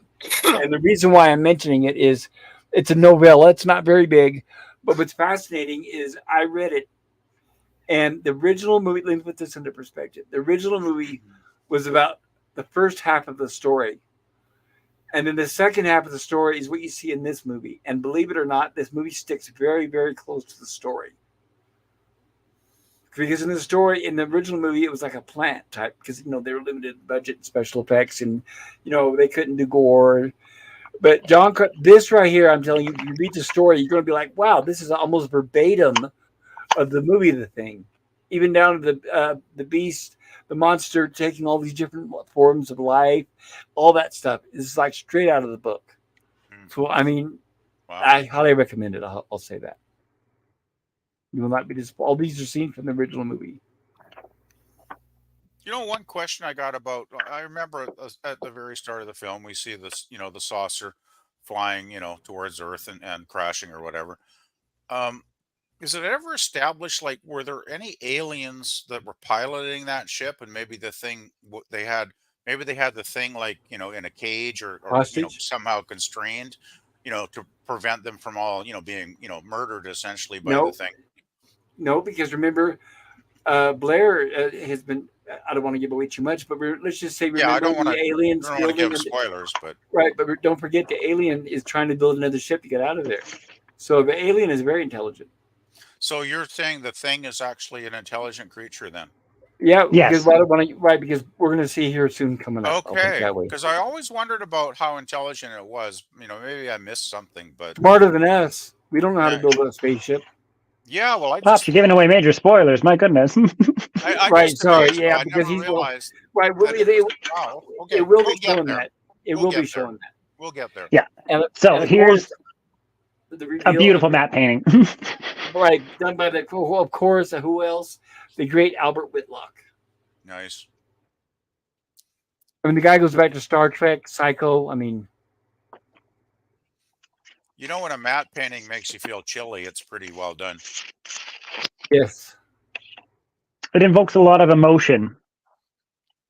Oh, well, this film certainly does that. I was just meaning that matte painting in general. No, I know what you meant, but I was just. Oh, okay. I was just expanding it, but I knew exactly what you were saying. Okay. And they found what they came to look for. That's where the block of ice originated. See, to me, I was always under the impression that like the ship landed and that was the alien that like crawled out and like froze. Yeah, right. It fell out or it crawled out. Right.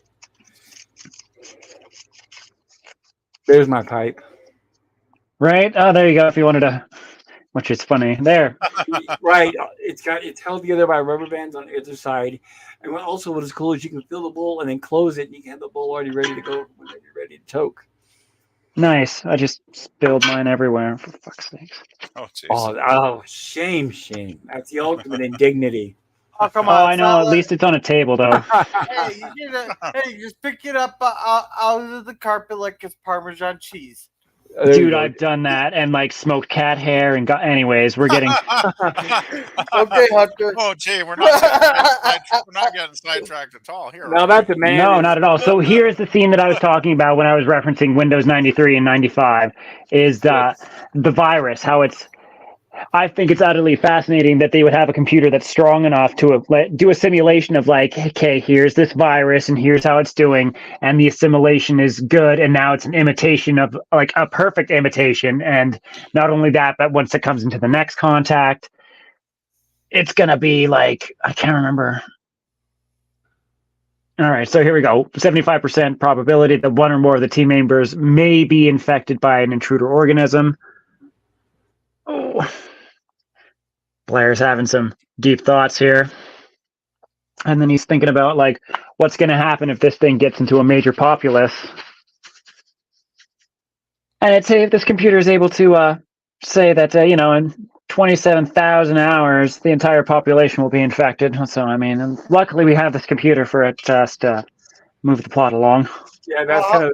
Yeah, you're right. Exactly. There's a lot of exposition right here, and there's a good way of doing it. It's 27,000 hours. You Yes. said? Yes. Well, let's see. That's not a lot of hours to infect the entire world No. population. So I'm well, guessing, would the alien be Yeah. splitting It's- off into more than one alien Yes. once it was infecting Yeah. tons of people? Yes. Oh, okay. Yeah. That makes more sense then. okay, that's It's an 1,000. exponential threat, right? Like, actually. the more there is, the worse it's going to be for humanity. Right. All right. Right. It's 1,125 days, and so that'd be 3 like, years? Yeah, about 3 years. And not only that, though, considering how we are not prepared for it, it's unstoppable. Yeah, That'd just be over truly- 3 years in. be Holy scary. crap! We got a good storm out there going on right now. Rain, geez, another snow, one? what do you got? Wind? What do you got? Lightning, Tornadoes? thunder. Oh, yeah. Wow. Well, we could have the tornado sirens go off 15 minutes after it passes, though. Hopefully, it won't lose power. Yeah, hopefully not. Yeah. Yeah. No, they'll just sound the siren though 15 minutes after the storm passes. Right, because like the main thing about this is it's not just going to attack people; it's going to attack everything: dogs, cats, mice, Yes. birds, bugs. And here's where McCready is noticing that his clothes have been torn up. His overalls. And the old J&B. Which is funny because this will come up later in the film too. Yes. And John Carpenter was joking on the soundtrack. He didn't. It was intentionally became a JB commercial. I mean, on the alternate discussion on the DVD. Did JB actually put any money into the movie? I'm curious. Nope. Bob? No. So it was like just probably Carpenter just enjoyed it himself. So he's like, "What the heck?" Yes, We'll but I'm just throw guessing. that in. Oh.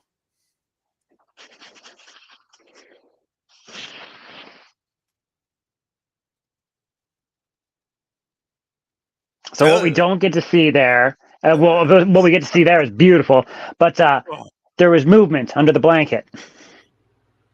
Right, because Once they both turned away, there was a Yeah, but they don't notice that it's thawing out pretty much. yeah.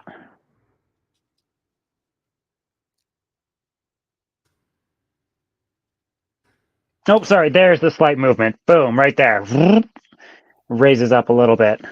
On the blob. Dude, that's the same thing as the blob. They put the blanket over the old man, and then you see that little bulge moving at first.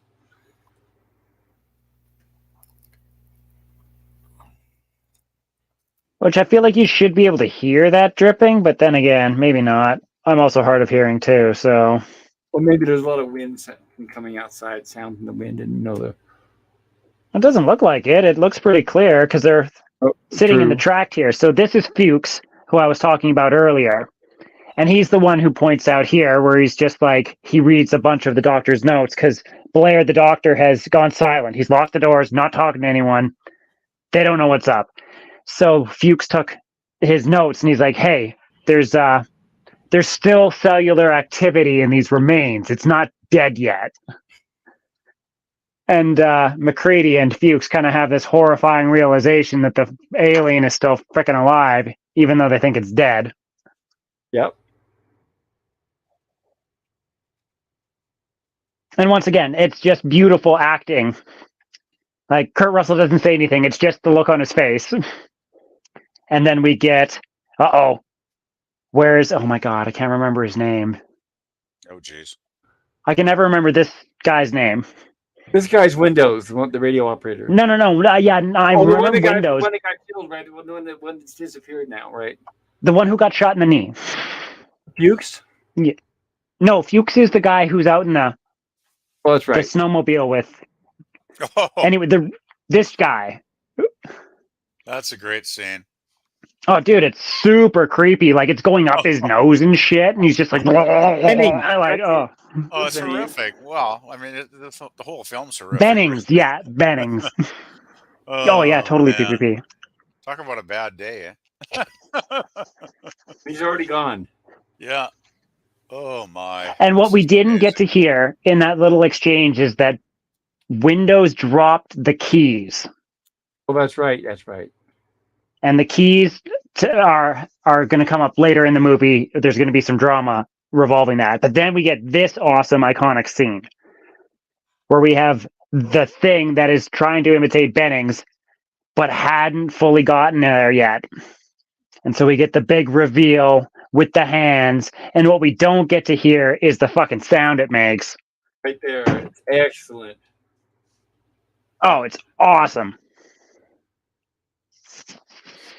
And so they dump out some, I'm assuming it's helicopter fuel. Gasoline. Gasoline of some sort. Torch it. And they burn him alive. Burn it alive. And the sound when it's burning is also very cool, right? And creepy. Yeah. Oh, dude, the sound design of this movie is fantastic. Yes. It's like you hear all these different voices all combined.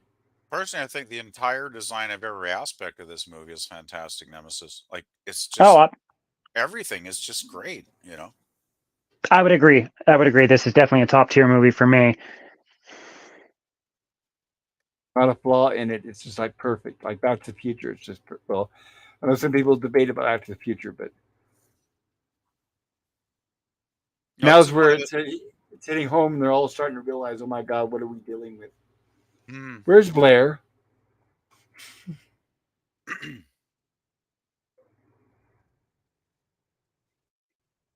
Right, because Blair had initially had locked himself in his room. He wasn't coming out. Well, he's still in the radio room. They haven't shown him in the radio yet, have they, that scene? Well, no, because he does things before he goes into the radio room. Right? Well, like, true. Isn't it coming up, like, right? Yeah, there he is. Here we go. Now he got the radio room scene because he's shooting, and that's why they're ducking from the bullets. Yeah. There we go. So he's trying to destroy the radio. Yeah. Did we miss the part where, like, he sabotaged the helicopter? Not yet. Oh, damn. Sorry. Spoilers, guys. Sorry. It's okay. I just got a bit excited is all. And they think he's just gone crazy, but he knows more than they do. Because remember, he saw the result on the computer. Yeah.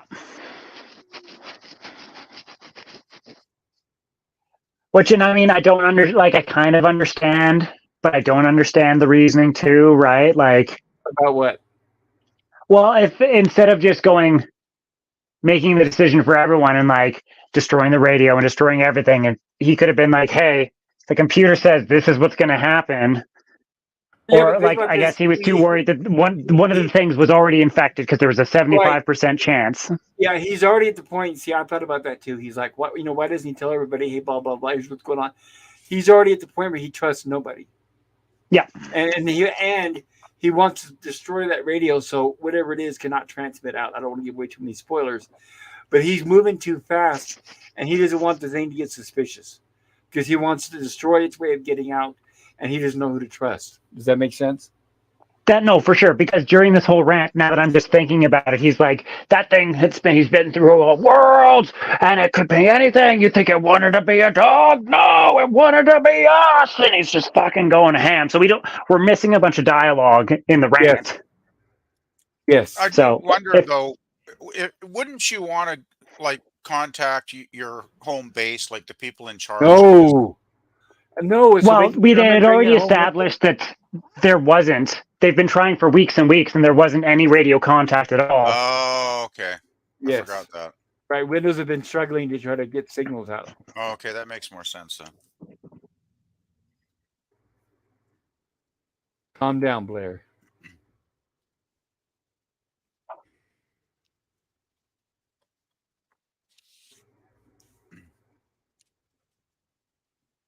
You watch Clark. You hear we? I said watch Clark. And he's all slurring because of all that morphine.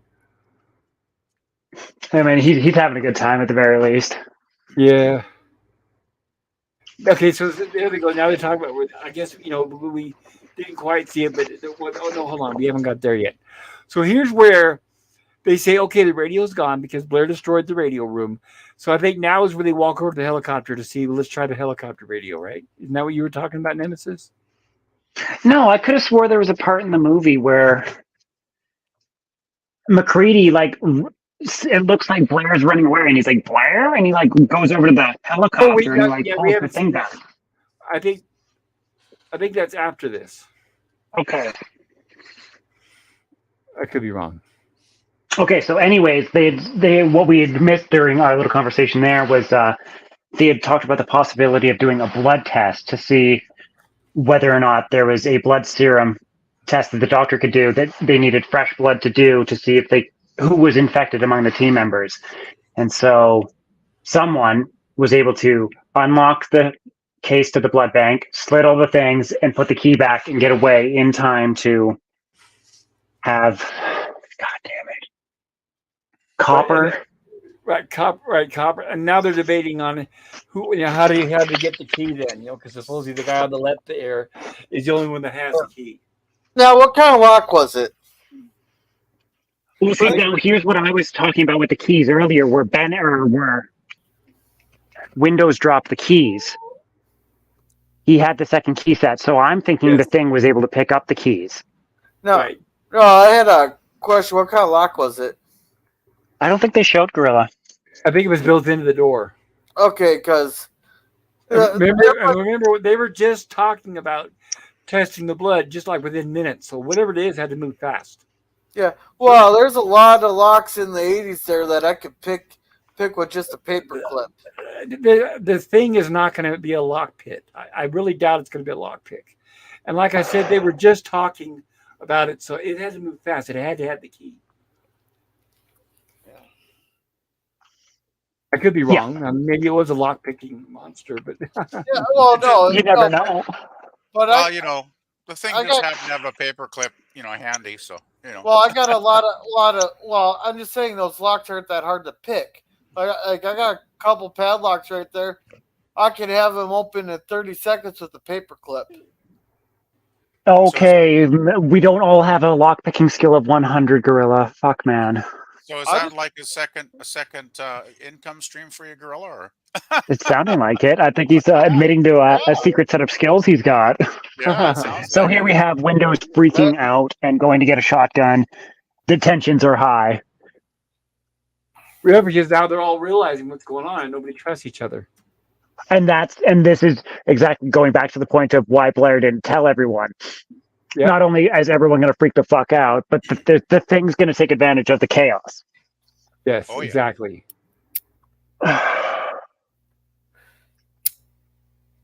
So here we have Gary receding control, I guess. Yeah, he's not right. He doesn't have the confidence. And of course, let's put McCready in charge. And we're all arguing over that.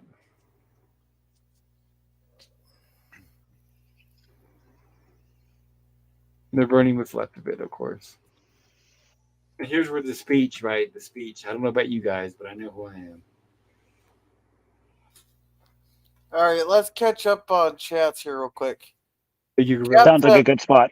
Even if it's Xanadu, we can't vote. Or Glitter with Mariah Carey. And welcome, Scope. He says, What? cheers, everyone. Hey, Scogly, good to see you, buddy. And Alex, Hey, Scogly. Good to see you, man. says, 80s locks were awesome. Cheers. They Cheers. said, well, that's because they can. That's because you can pick. They're awesome because you can pick them so easy. Yeah, they weren't so awesome for the people that trusted them and had their stuff stolen. Yeah. Well, you figured if it's a blood bank, they're going to make sure it's secure. It's a good lock. Probably like getting into a safe. Is that it for the chats? Yeah, that's all the chats. Thank you. And they realize, like he said, quote, we're in serious trouble. And here's what he said, shoot him up with morphine. This oh my God, the scene we're going to be seeing here. Hey, welcome, P.D. York. Hail, everyone. The Thing is, without a doubt, one of the best horror films ever made. Absolutely. PD, Welcome. good to see you, buddy. Thanks for coming, dude. I really appreciate it. Yeah. Hi, PD.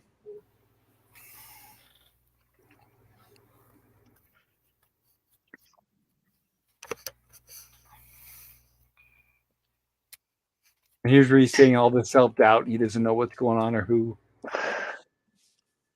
He's still looking at his overalls that have all the holes in them.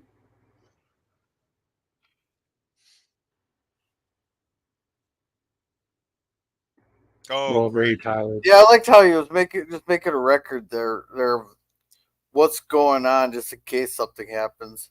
I love that old school cassette recorder there. That's great. Yeah, with the piano keys. Yeah, I had one as a kid. I got a cheap Radio Shack one that I used to tape Star Trek.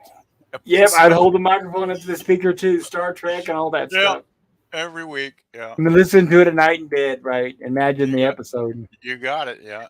I thought that was a really neat little piece of character development, though, for McCready, because there's the one part where he's like, everyone's tired and nobody trusts anyone anymore. And then he like stops and rewinds the tape and records over that part so it doesn't seem as hopeless when someone finds it in the future. Exactly. Yes.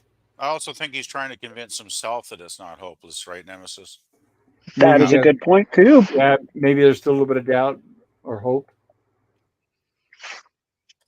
There's McCready's close to the holes.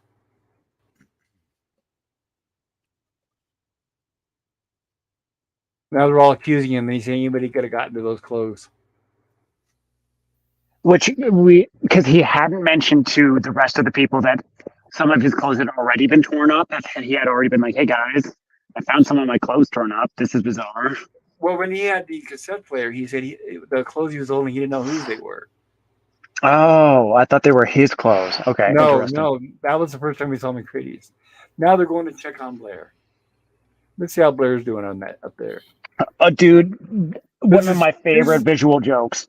Right, I know. Actually, in this movie, there's a joke. It's like, okay, you believe it or not, and there we go. I'm doing fine. Amazing. I'm absolutely fine. How are you? Are you talking about the news? Yes. I was wondering what that was for. I don't want to stay out here anymore. I want to come back inside. Funny things. I hear funny things out here. Dude, it would be so scary to be like just locked in a shed knowing that there's like fucking aliens out there. Just being like, oh my God, guys, please just let me in. I'm sorry. I know. Yeah, if it was me, I'd be scared shitless. You don't know who's going to come to that door next. Well, you know, the scariest thing would be is you're thinking if the alien kills everybody off and it's only you and it left, you know it's going to come for you soon, right? Oh yeah, definitely. So that would really be scary. Yeah. Well, and you're trapped too, right? Like you can either go out into the freezing cold and 100% die, or you can maybe try and fight this alien and like, maybe 99% die. Yeah, pretty much. As soon as you hear the thing opening that door, you're probably going to figure you're pretty much done for. So yeah. Yeah. Oh, yeah, for sure. Uh-oh, he's not doing so good. Yes, the first indication of trouble. You should be having a sit down.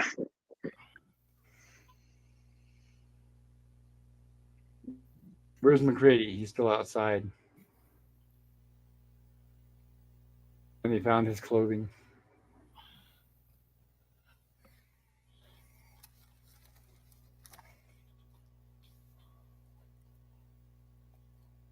I was like a total badass in this movie. Oh, that's right, Jill. Don't forget, everybody. Shout out. Jill's watching They Live on Friday. Oh yeah, I got Nice. And we're getting, and we also see this guy right here in another magnificent role. Oh, dude, he's amazing in that movie. He's so good. Yes. The dead man McCready, or whatever the hell you are.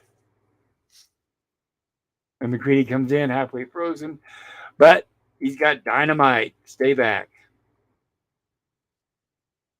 that's fair number of dynamite sticks That's there. enough to convince him. Yeah, I'd say that's right. Look at that. They got a big old wad.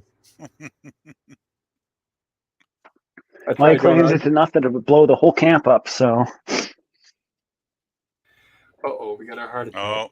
Oh, oh jeez.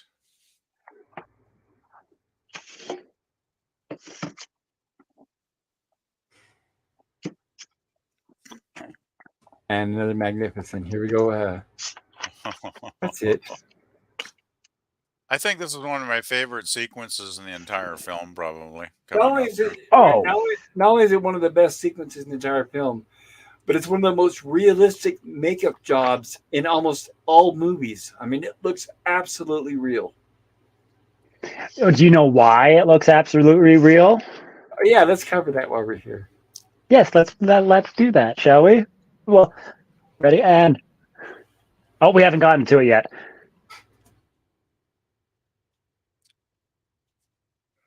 And we get a shot of the scalpel, which is foreshadowing for the future. Oh no, maybe not. There we go. It's not for the future. It's he's in his hand. So he's defibrillated at once, and oh my goodness, what is this? It's a giant mouth opening up into the guy's chest, and boom, the teeth come out. And so what you see here is, let me go back. Yeah. Do you want to talk about it, Pop, or do you want me to talk about it? Go for it. This scene, right? Yeah. Yeah, dude. It's a dude with a double amputee, and so they had special gelatin arms latched onto him, so they didn't have to like change camera shots. And so it's a different actor, but like in the split second that like you see the transition, you don't notice it because it looks so fucking good. Like, right. Oh my god, it's just amazing, like incredible. Right. What they did was that's WMPT, but what they did was they made a face mask of the actor playing the doctor and put it on the double amputee. So that's why it looks like the doctor with his mouth open, but it's actually an actor, the double amputee wearing a mask of the actor. Yes. Amazing. It's incredibly smart practical effects scene. Like, I guess it was probably Carpenter's doing to pull it all together here, but just one of the classic practical effects scenes in history, probably. Really. And then here's the spider that's latched onto the ductwork. Oh god. And it's funny because like it has his face on it, but at the same time, the dude's face is also still attached to his head at the bottom for now. Right. And this movie just plays perfectly on my phobia of spiders. So that's why, when I remind people, no, I don't eat crab. No, it's a spider. No, I don't eat lobster. It's a spider. Oh my goodness. That is really freaky. This scene took days to shoot. Hours and days. Oh god. Yep. Yeah, like this way, yeah. Try not to miss too much here. Oh man, this scene. Oh, I found this so disturbing. Well, and what we can't hear once again is the sounds. The sounds that the thing makes as it's doing this is horrifying. It's like a wailing. And like I said, it's like all these different voices combined. I think this shot here is probably the most horrifying for me of this whole sequence because it is so freaky when the tongue shoots out. It's like, Oh, I could not believe it the first time I saw this, how incredibly frightening this was. Right, and I Absolutely. mean, I believe it's shot in reverse, right? So the tongue was attached, and then they just Yes. withdrew it in. Correct. Oh, Yes. okay. That makes sense. Yep. Not to, because I like, I've researched a bunch of stuff for this, and I don't want to like, I don't know. Part of me doesn't want to like reveal even how this shot was done because it just looks so goddamn good. I don't want to like ruin it for people. I don't know. What do you think, Pop? You know, it's interesting because I would say, okay, I've had people on both sides. Some of them say, you know, I don't like when you guys talk about behind the scenes. It spoils the magic. And then I have other people that say, I love how you guys talk about behind the scenes. I learn a lot more than blah, blah. I've heard both sides. But I've had more people say thank you for the behind the scenes info than I had complain about it. Yeah, Okay. I'd go with that. Behind the scenes info is more important because let's face it, we got over 40-year-old movie here. Most people that really care about it have probably seen it at least once by now. This Most is people, true. a casual viewer just coming across this film with no knowledge probably isn't going to watch this far into the stream where a few spoilers are going to ruin their life or anything. So And I'd that's say why I encourage also, and that's why I verbally, every time I stream, I encourage people that if you've not seen it, please watch it. We don't want to spoil it. exactly. Definitely. But So, I Paul, love the background stuff. Go ahead, And, Nemesis. and of course, the famous okay. line right there, you got to be fucking kidding me. You got to be fucking kidding me. So this shot here is done with an RC car mounted underneath the thing's head, and they had animatronics that made the Wow. legs move to make it look like it was skittering along. Yes. Yeah, amazing. And once again, like the sound design on like we don't get to hear the breathing sounds of this thing coming out through what was once Copper's mouth. And you're just like, oh my God. We missed that. Unfortunately, Clark tries to advance on McCready, and McCready shoots him. Of course, they don't trust him. No, we haven't got there yet. No, not yet. No. I think He cocked the revolver, and now he's like, I There guess it you're is. serious. There it is. You're right. Thank you. Sorry Yeah, about that. no worries. All right, can we catch up on chat real quick? Yes, thank you, Gorilla. Thank you for that. Gorilla's my logic reminder, so I appreciate that, Gorilla. Yeah. Oh, Greg says, good point, Nemesis. Thanks, OG. He was already alien by then, I think. You are not fighting for your life. You're dead. You're fighting for the rest of humanity. That is true. You cannot let anyone survive, and you can't be sure that you won't turn eventually. And P.D. York says, I've been in the illusion. I know the inner workings of movies. I still know how to enjoy the illusion. That's a good point. Same here. Same here. Me too. I can still enjoy it. I can separate the two. So yeah, and I appreciate it. The ingenuity behind with everything they do. It makes me love the movie all the more. And if you cannot learn to enjoy the film after knowing the inner workings, you got some self-improvement to consider. Is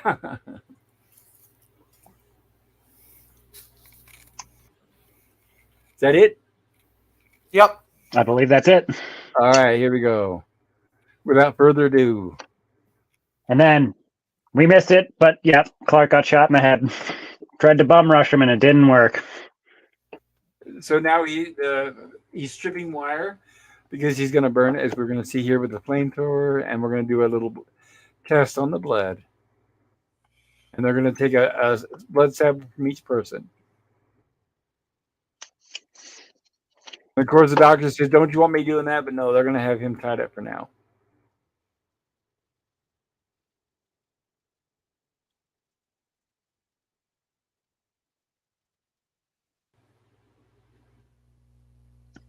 Right, and the whole McCready got this whole idea after seeing the head separate and being like, okay, oh my God, Jesus Christ. And once again, my question is, like, why would you do it on your thumb?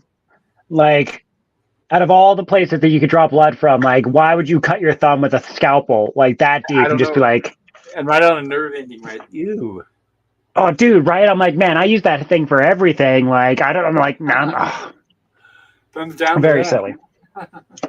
Be like, here, cut my leg, do anything. Like, not something that I need to use, like, in a life or death situation, need to rely on my full capacity, not be like, oh, damn, that's right, I like sliced this open earlier. Anyways, so turns out Knowles was fine. So far, so good. So here comes Windows. I'm going to try to catch up with it. I can see exactly what's going on here if I can. It's hard to catch up between the frames. Oh, he's testing the blood. He's taking the copper wire and he's heating it up with the flamethrower and he's sticking it in the Petri dish. And see, once again, it's funny because, like, look at that look. Like, even he has self-doubt. It's like, you know, he steps back like, oh, I'm busted. But then they test the blood and he's fine, right? No. That's right. And see, here we go. Palmer looks dead. And there's the whole theory about, like, how his eyes don't shine and whatnot. But I think once we get to his blood sample, we'll see. So Windows is fine. And he even takes a breath of fresh air. Like, relief. So let's see, even the self-doubt, like, it's almost like he wasn't even sure, even though now we know he is still human. Well, but how do you know? Like, I think they're throwing a few red herrings in this scene just to build the suspense higher. Possibly. Yes. Would be my guess, you know. He was guessing. McCready knows. He's now going to show you what I already knew. That look the child has given him, I love it. And now we find out that Clark was a human, which makes you a murderer, don't it? You want to talk about this here, Nemesis? Pardon? You want to talk about this scene? No, I will let you handle this scene, sir. Okay. Well, I don't want to give it away, so let's show it first. Okay. That's a fake hand. So they established it in the previous shot so that our audience, our eye, automatically says, okay, that's normal. It's a hand. Now he does the next Petri dish. And this is the old magician's trick where you're distracting with one hand while doing another.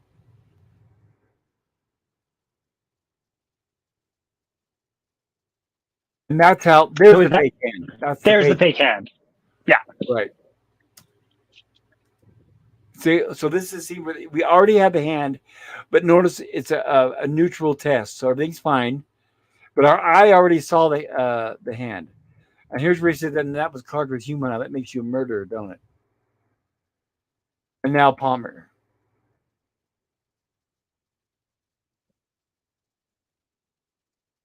It's pure nonsense. It doesn't prove a thing, Gary. Right, Gary? He said that's why I saved you for last. Yeah, we'll do you last, Gary.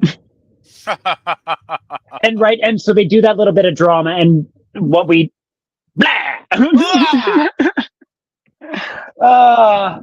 amazing. It's so good. And then the blood moving on its own, right? Right, running everywhere.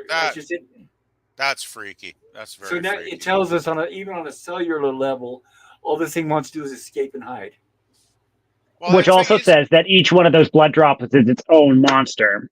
Yes, exactly. Yes. Even on a cellular level, it's as you say, it's each one's its own monster. Like, it's mind-boggling. Yeah, I was just sitting here laughing at this guy. He couldn't get the damn flamethrower to work. Of course, not only that, but I'm glad because it gives us, the audience, a chance to really check this out. I mean, it's amazing. Look at that. Oh, dude, yeah. Right, and that's the last thing I'd want to be tied next to. Right? Oh, yeah. Got that right. I love how strong it is. It's just strong as hell. Oh, that's just. Right, and like the face is already dissolved off of it, so you can see part of its skull, and like here comes Windows to just poor Windows roll in that one and just get eaten. Oh man, that's horrible. Out of control. Right, and I wonder if it was the Palmer's actor actually in the background with a dummy swinging it around. I doubt it, but.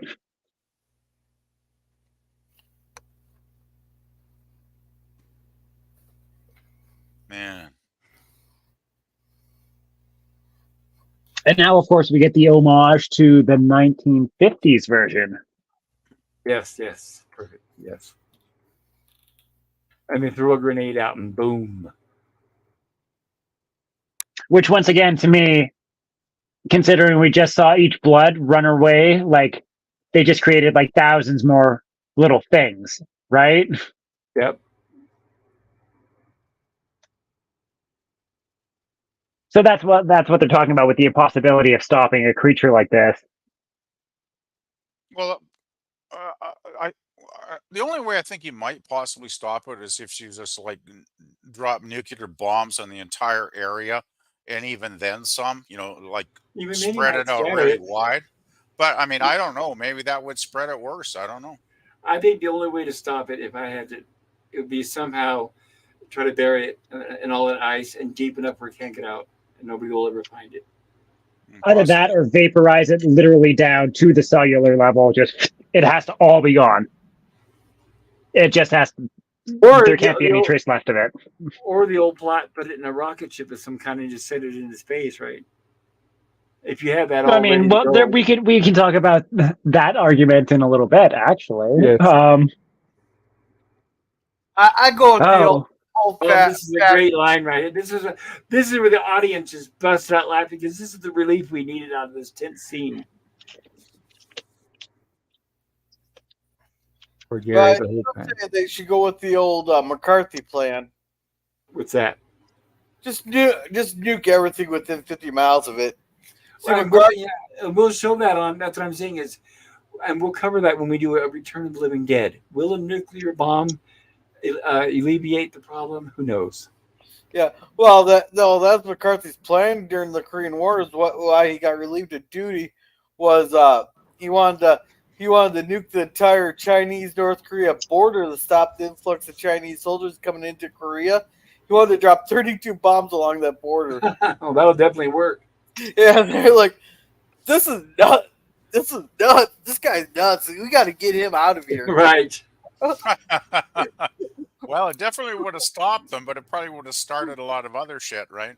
Yeah. Not get me off this fucking couch. Oh, brother. And the slow fade. I love it. Just leave him tied there. Now, how many people want to leave their bosses tied to a couch? Exactly right. I guess it depends how much you like your boss, right? Let's go check on Blair. Right? Oh, the door's open. Uh-oh. And this is what I was talking about earlier, PvP. Obviously, the alien is intelligent because they find here where they're building it. He's building another ship to get out of there. Okay. So he's even smarter than we are. At the time, we don't even know this. Damn, how could I forget this scene? Jeez, dummy me. Right. So this shows us that Blair was turned, and he was building a spaceship down below that shack. Wow. I'm actually guessing. Is the thing so intelligent, perhaps, that it looks at us like just molecular fodder for its end game, like Food. just Right. as food?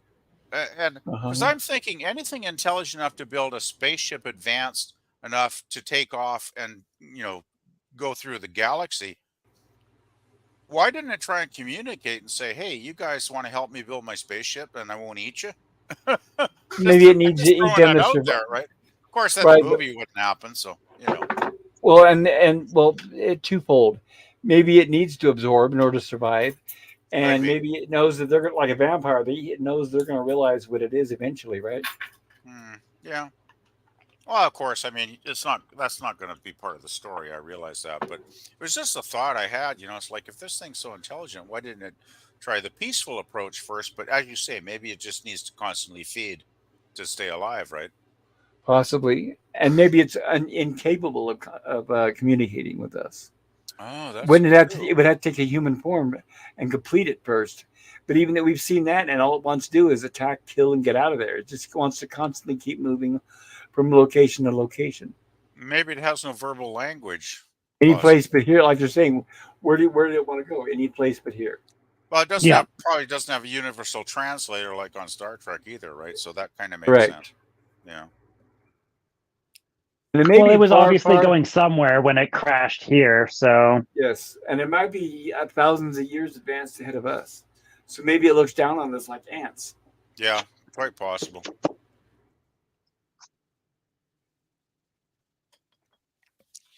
Maybe not ants, but more like juicy burgers, perhaps. And there goes Childs for some reason. We're not sure why he's running outside. I don't know. What could it? Oh my goodness! It's because he was cutting the power. So here comes our first possibility that Childs might be turned as well. Yep.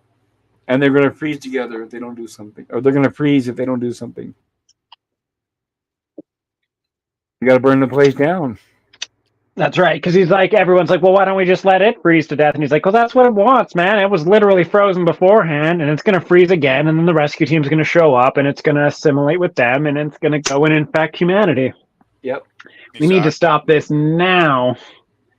It's our lives are forfeit, but we need to do this for humanity, as Euler Greg was saying earlier, I believe. Well, I guess it starts to take on a heroic mission kind of thing here, right, Nemesis? Yeah. And remember, the alien was, as a reminder, was making that flying saucer out of the parts from the helicopters. Pretty ingenious alien, I gotta say. Yep. So they just blew up the whole thing. Wish I could build a flying saucer out of a helicopter. Damn.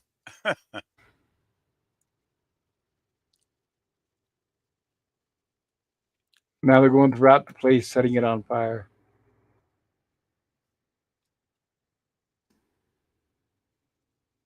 But it gets really nuts at the end here, right? It gets to the point where you just don't know. There's just no sense of any kind of organized reality anymore. It's just the whole thing is breaking down into insanity. It is. Almost. And you've got to destroy the whole outpost. And they all know they're doomed. You know, obviously, yeah, sure, the fire will keep them warm for a few minutes, but they know that there's no other choice. They can't let the thing go. Yep. Right? Like, Knowles is the only one who's, like, chapped about it. I mean, I get it. He's the youngest of the bunch. He's like, oh, I don't want to fucking die, but, like, whatever. He accepts his fate like a champ.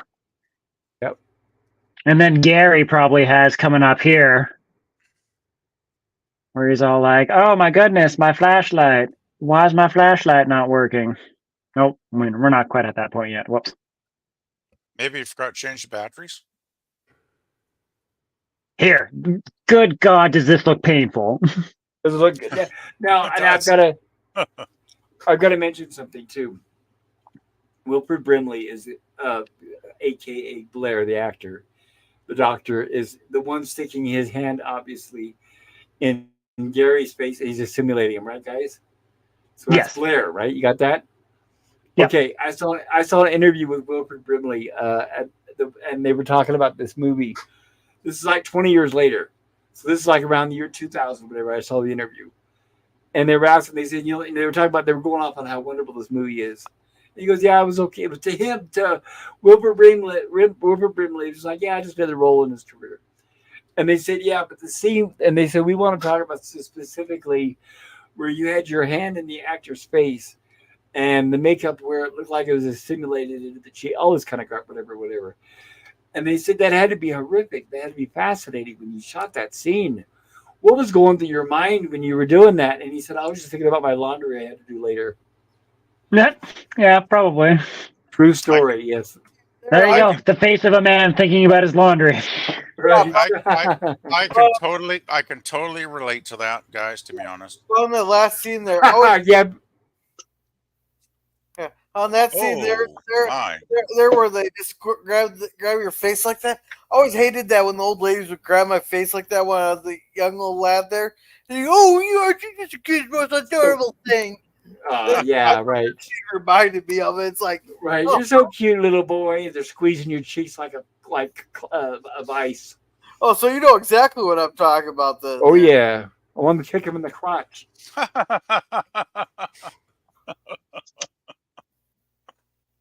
Oh God! Luckily, my aunts never did any of that crap. I guess I was lucky. It wasn't just ants too. It's just like random people down in the town too. I didn't know them, but apparently my parents did. Yeah, I don't remember ever being pinched on the cheek as a little kid, actually. But anyway, I digress. Well, lucky you. Right, you're lucky you were So, like, do we ever see Knowles get killed? He's the only one who's killed off screen, right? Right, he's calling him right now, isn't he? He's not answering. Yeah, he's like, "How's it going in there, guys? How's it go?" And then he fucking like it immediately clicks. He's like, "Yeah, no, this is bad." And so he like raises the plunger up really slowly, and it's like, "Yeah, good call." It's smart, like that dynamite. And this is also the scene is on. For anybody that knows, this is reminiscent from the original movie, The Hallway. So it's like John Carpenter kind of took the original scene from the original movie and kind of amped it up. So I'd say paid homage to it. Except, right, this is magnificent. And we all know how they did this, right? Basically, with the ball underneath that, they just pulled it on a rope. And it throws McCready aside. And grabs the plunger. Yep. And an awesome final shot of the thing. And out comes a dog. Amazing. It's just now like an amalgamation of all the things that it's absorbed so far here on Earth.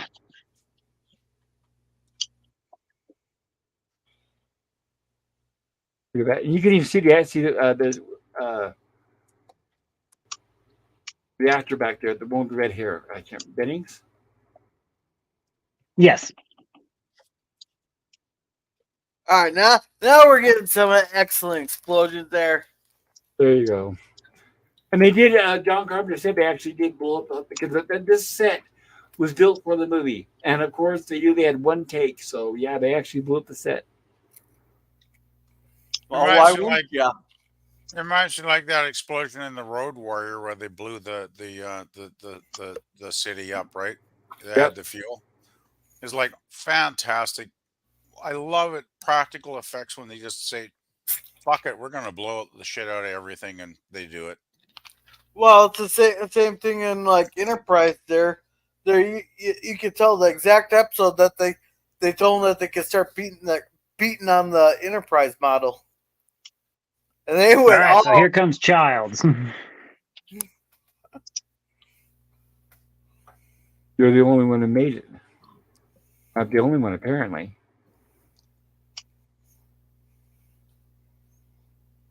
This is so many people over the years have debated what's going on at the end. People still haven't quite convinced one way or the other exactly how this movie ends. There's a huge debate, believe it or not. I'm sure a lot of you guys realize it. I already know that.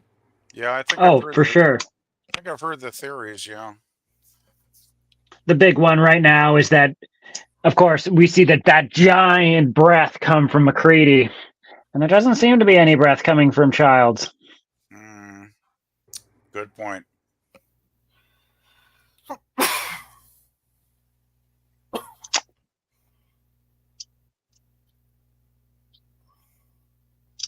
The famous ending line.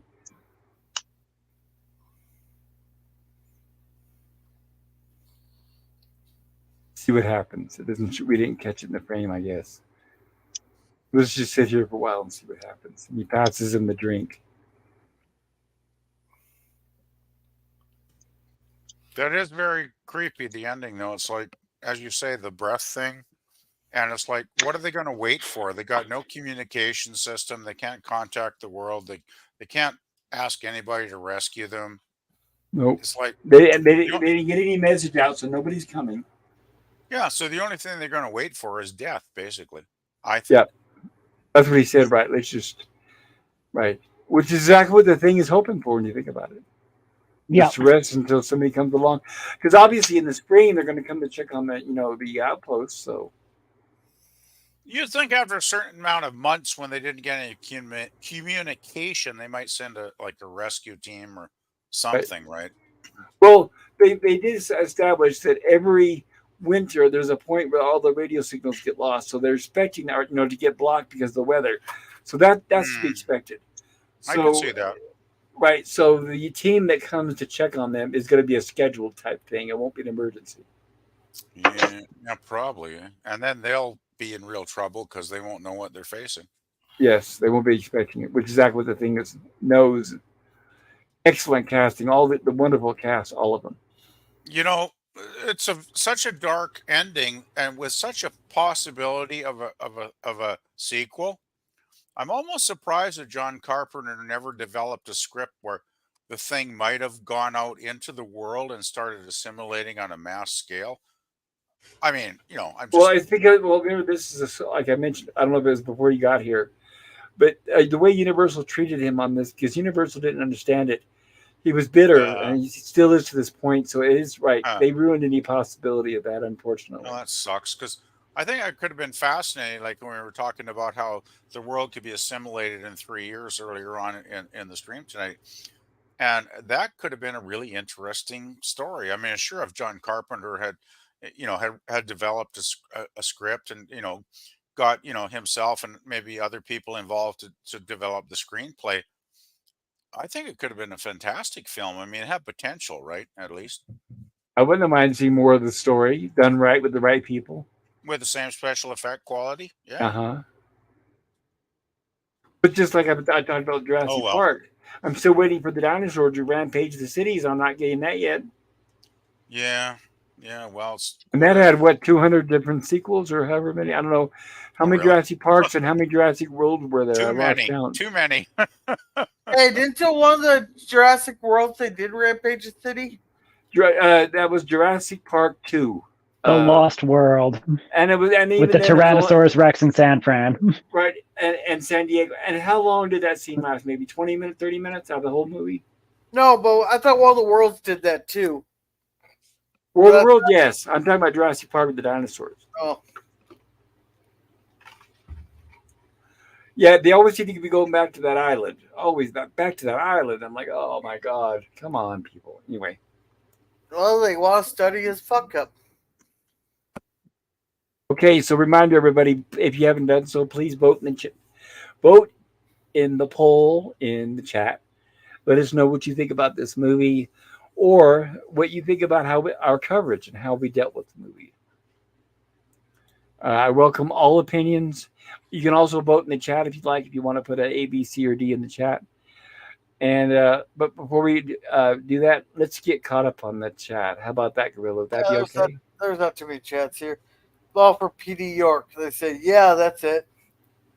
If you were fooled once before by the illusion, you can tell your brain to enjoy it again. It will never be like it was the first time, and never again. No viewing experience is ever the same twice.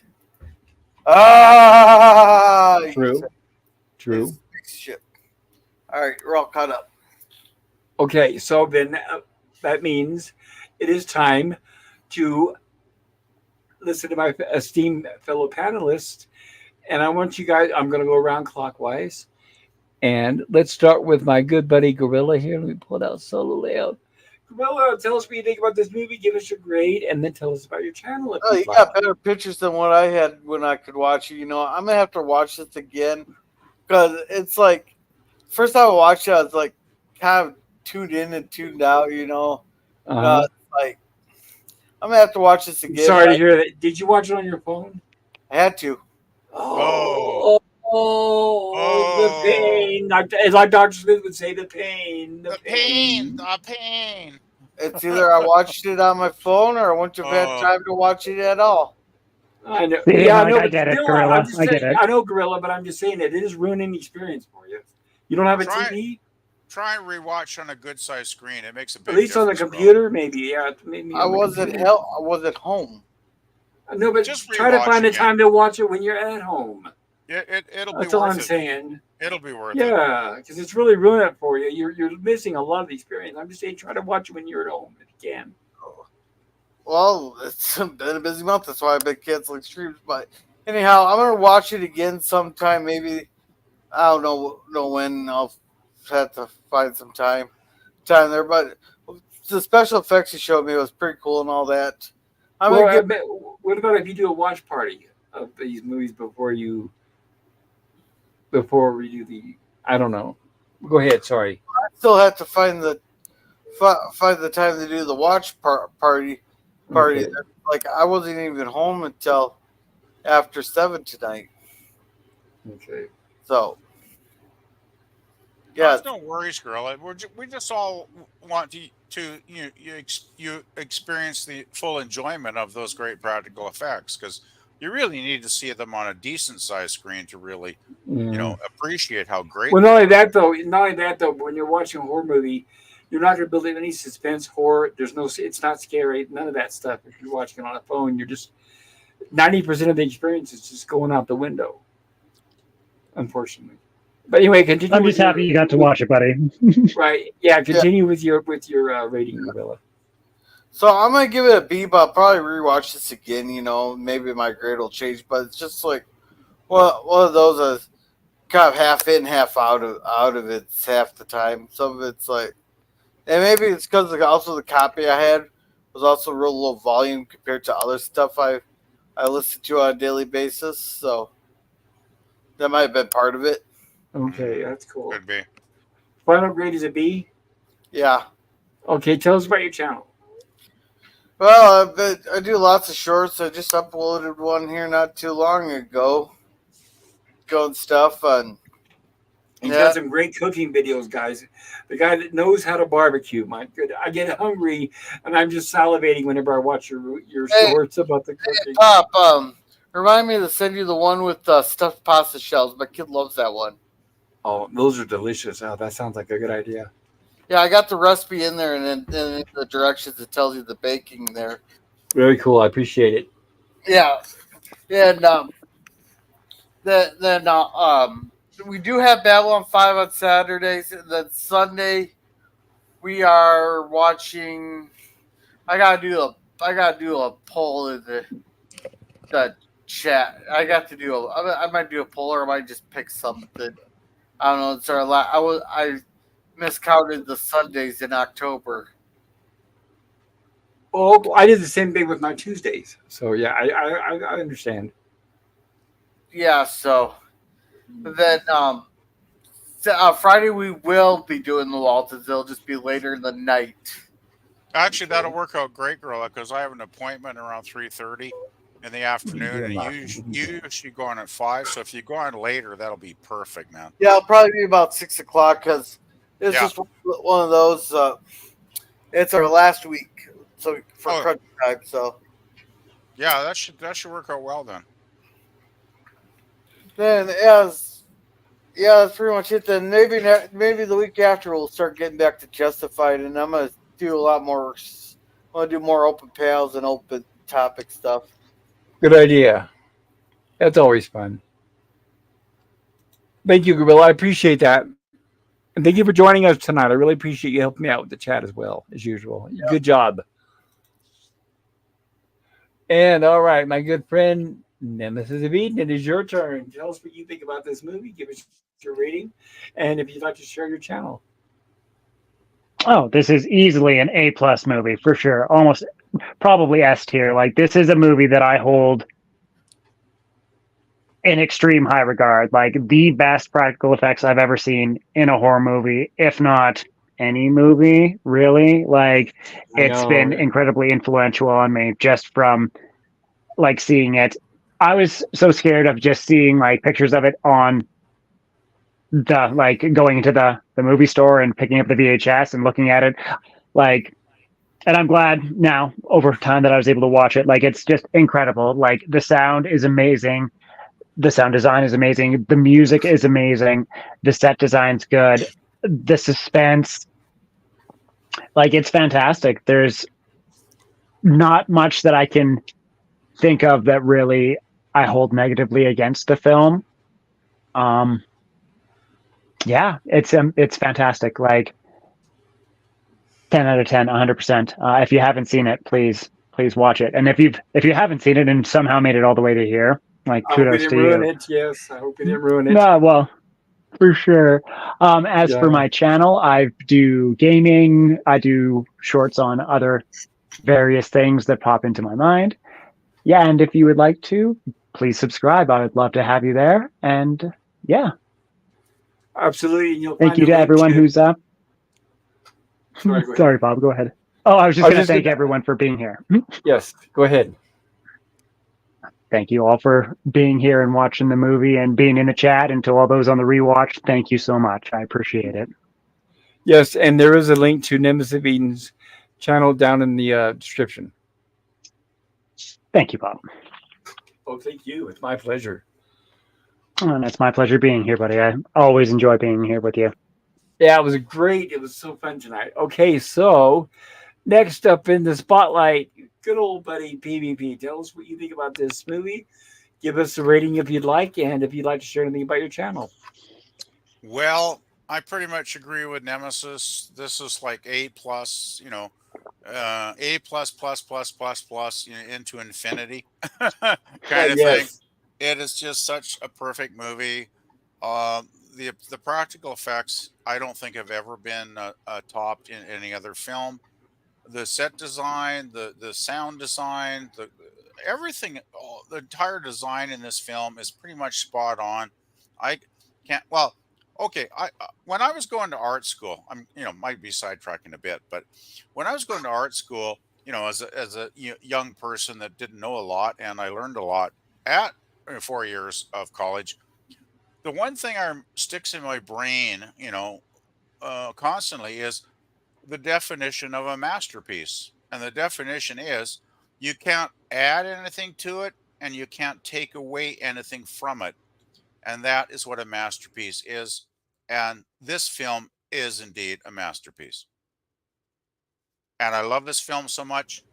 John Carpenter, I've always loved as a director. I think he is a brilliant independent director, and I've always kind of had a little soft spot in my heart for independent directors like him, and for instance Roger Corman. I think they've made some of the greatest movies ever made, and often they make them on a relatively tiny budget, and well, in Corman's case, a minuscule budget sometimes. And I wish people in Hollywood, well, of course they won't learn this because it's part too late, but I wish they could realize, millions of dollars doesn't equal quality. Sometimes if you've got a good team of, production assistants around you, you've got good writers, you got good actors, and you got a director that has a vision. It doesn't necessarily mean you have to have major bucks in the bank to make a fantastic film. And it's films like this that prove that, right? And anyway, I guess I can't say much else. I don't want to go on too long. And my channel, I've got some stuff close to making it live, but I think I'm going to hold off to the weekend because been having a few technical issues with YouTube the last week, so I'm just going to hold off, and I'll probably do something on the weekend to make it public. So anyway, well, if you need we're here if you need any assistance. Yeah, I think it's just for the last week. It's like I used to. A video used to load up in like 1 or 2 seconds, right? And now it's taking like 10 seconds to upload anything, to start playing, right? It spins and spins and spins. So I'm thinking I just need to probably do like Jill said, just restart your computer. But I don't want to do that during the work week because I'm afraid if I restart it and something goes wonky, I won't be able to do my work. So you don't want to compromise that. So I'm going to hold off probably till Thursday night. And hopefully I can get something maybe live by Friday is what I'm thinking. So okay, yep. Maybe start like I was saying on the last stream there. Maybe like a live stream or something. Keep it simple. Yeah. I'm sure I'll figure it all out. So no worries. Okay, thank you for sharing that with us. Oh, you're welcome.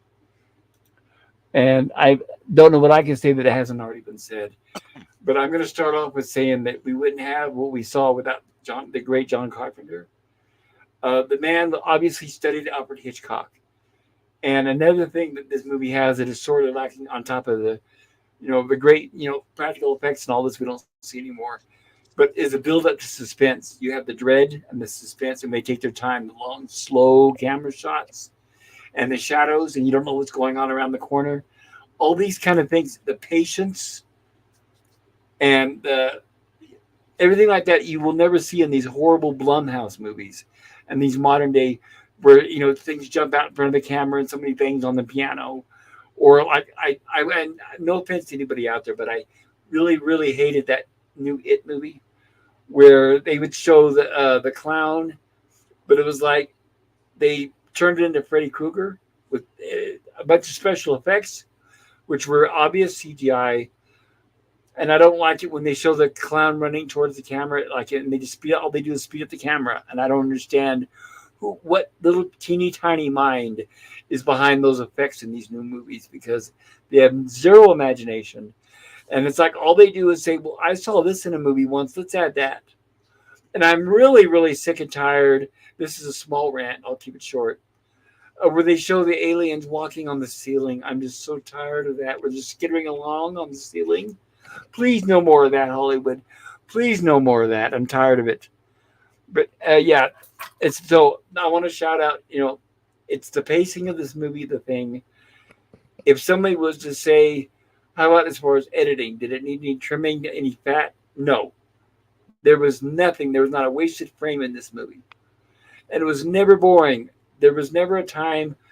It was great, like we were mentioning earlier, when Blair was checking out the computer in the assimilation, that they put 1,000. In fact, John Carpenter said so in the DVD, and I was showing you guys behind the scenes about how that saved pages and pages of dialogue, where they didn't have to show the actors all talking to each other about the simulation. All they did was show that scene on Blair's computer, and how much better that worked, rather than having to talk to the audience with all that exposition.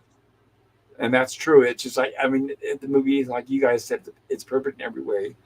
The CGI, the way the movie was presented, I was never bored. The suspense just mounted. It's like, okay, it started out suspenseful. And another thing, like I said, you don't hear the word very often, but is dread. You got to add dread to your movie, where the person's actually like, okay, my God, I don't know if I'm going to be here the next day. And it's a slow build up. And I just love it. I mean, so I can mention a lot of things besides the practical effects. I could go on and on. The acting, the casting was spot on, like they see lightning in a bottle. The way all these different actors were all from different backgrounds, but how they came together, and then suspicion, and eventually that, I don't know. I better shut up. Otherwise, I can go on and on. And I'm going to agree with PvP's assertion and give it an A+++ into infinity. And I'm a big John Carpenter fan. I could go on, like I said, and I'm going to make sure to be showing more of his movies on the stream. There's so many. I mean, I can't wait to get to Christine. And eventually, of course, I know the old cliche, we're all talking about Halloween, because we have Halloween coming up next week. And I'm as a surprise, and unless, I don't think Gorilla's told anybody yet. But I'm going to go ahead and show you guys what movie we're going to cover next week for my gift to you. I'm going to give you the title tonight, and then I don't know if it'll be tonight or tomorrow. I'll post it in the community tab along with the link where you can watch it, because I know you guys don't have it as part of your collections. And this way, I'm giving you guys a week to watch it, because tonight's Tuesday. I'll reveal the name, and then, like I said, tonight or earlier tomorrow, I'll drop a link in the community tab so everybody can watch it, enjoy it before next Tuesday. So, and I'm going to call this Pop Culture Curator Recommends. Okay? Since it's not something we voted on, and I know most of you haven't seen it, we're going to call it Pop Culture Recommends. And that's what I'm going to do on the nights that I have the streams, where I pull something out of the blue that I recommend to everybody that I think you'll enjoy. This one, I'm pretty sure you will. So without further ado, and if I could just shut my mouth long enough. This is what we're going to be watching next Tuesday, everybody. Surprise. And this will be my Halloween gift to you. Sweet. Because I've mentioned it before. I've had it in the poll, but a lot of people are not familiar with it. So most people tend, like I've said before, they don't vote for things they haven't heard of. But I can guarantee you guys, you're going to be thanking me for this. Okay? Oh, you haven't steered us wrong yet.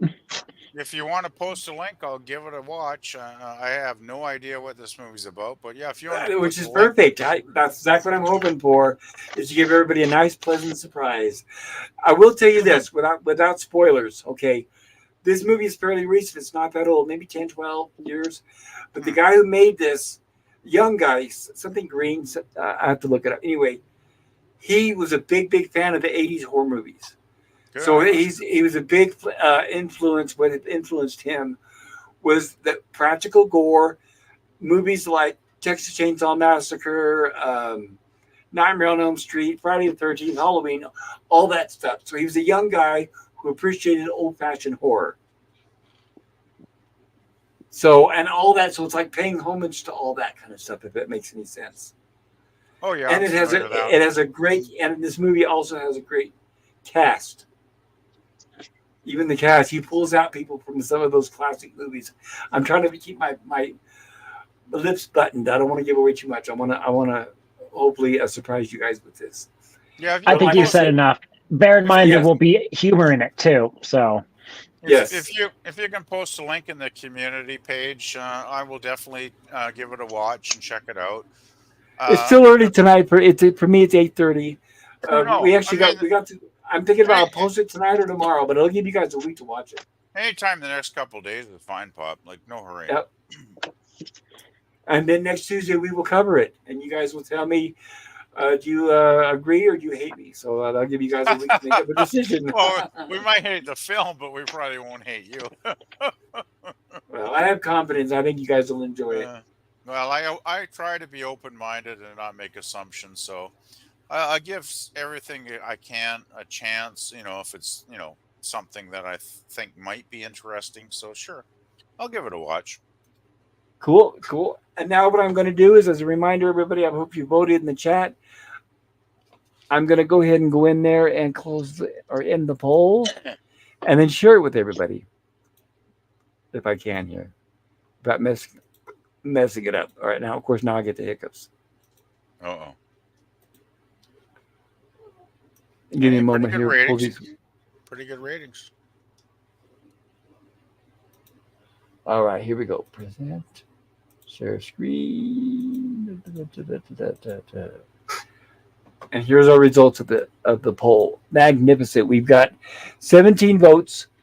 What grade would you give The Thing? And it looks like A+ to A- is 76%, B+ to B- 23%, C+ to C- 0, and D- to F- 0. So yeah, I'd say most people seem to relatively enjoy it at one point or another.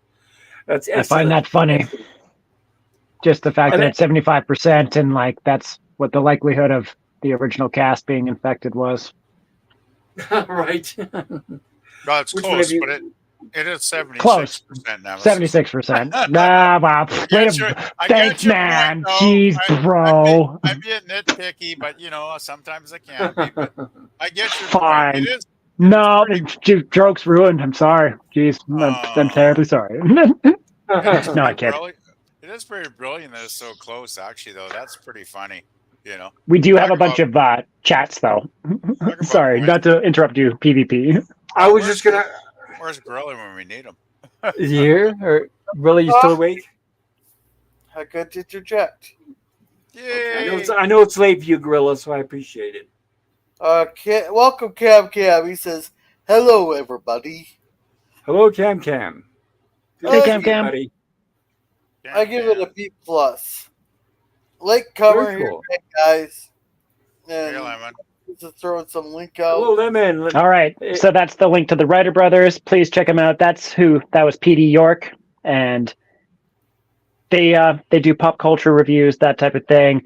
They're fantastic people. Definitely check them out, guys. They deserve your love. Thank you. Yeah, that's very cool. Yeah, Cody Guy. Welcome, Cody Guy. Hi, Cody. And Edgetime says Hatchet is on Tubi. Oh, good to know. Wait. No. Isn't Tubi the one that edits their movies? That's the one when you watch that, Harper. You watched something, Gorilla, that time, and it was edited. No, you guys, do not watch it on Tubi. I'm going to give you a link where it's uncut. Please, take my word for it. Do not watch it on Tubi. The movie you're talking about, it had the exploding hookers in it. No, I know what I'm talking about. Don't watch it on Tubi, guys. Believe me, take my word for it. I got a link out there. In fact, I'll have it up tonight just to be sure. Do not watch movies on Tubi. I know what I'm talking about. Go ahead. That's all the chats. All right. Okay. I'm going to go ahead and close this then. Right. I'm going to put a link out there. And believe me, guys, I want to make sure you watch this movie uncut. I don't want to take a chance of you. It's not, and I don't want you putting it on. Don't watch it on Tubi or any of those streams where it's going to have commercials or there's going to be no. I have so many reasons not to watch it on Tubi. Okay, it looks like I got an echo. Sounds a little bit. Did I think I have Echo. my Echo. yeah. Echo. Hearing a little bit. Not bad Okay. though. I mean, Is there anything you would like to add before we close the stream up? No. Nope. Nothing here, really. I think I've pretty much said everything I All can right. about this great film. So Okay, and I know some of you guys are going to be out trick or treating next week. not So me. I know I'm too old. everybody right. Some of us old fogies that stay home all day when I will be here, but I understand that it will be a Halloween night. So some of you guys might be, and God bless you. Some of you hopefully might be at parties enjoying yourself. So either way, if you're not able to be here next Halloween for Hatchet, please try to catch it on the rerun. Okay, because I do want everyone to enjoy it. So, and even so, in other words, don't not watch it just because you won't be able to be here Tuesday night. Is what I'm saying. So, once I drop that link in the community tab, please check out that movie, regardless if you're going to be here for next Tuesday night stream. And hopefully that makes sense. Totally makes sense. Made sense to me. And by the way, if you're out partying, having fun next Halloween, I'm jealous already.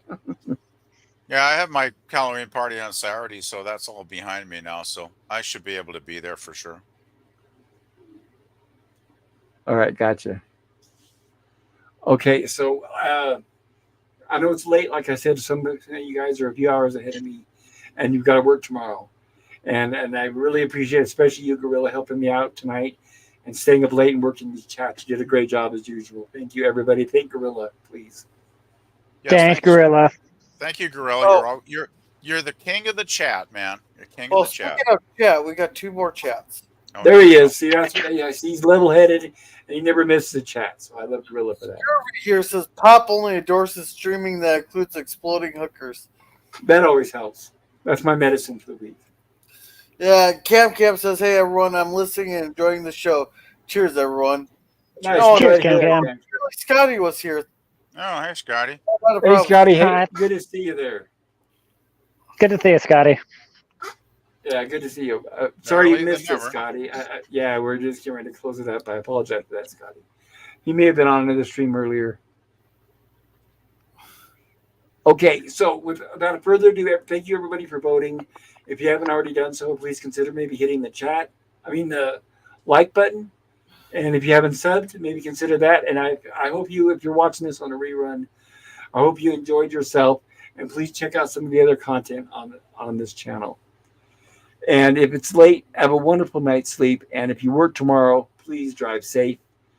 And until then, maybe I will see you tomorrow on our when I get together with Gorilla and we do Gilligan's Island stream. So that'll be tomorrow at 7 p.m. Pacific time, 9 p.m. Central. And with that, good night, everybody. Wave. I'm waving here. I know you can't see it, but I really appreciate it. It was a great turnout, and it really cheered me up. It's a highlight of my day and my week. Take care, everybody.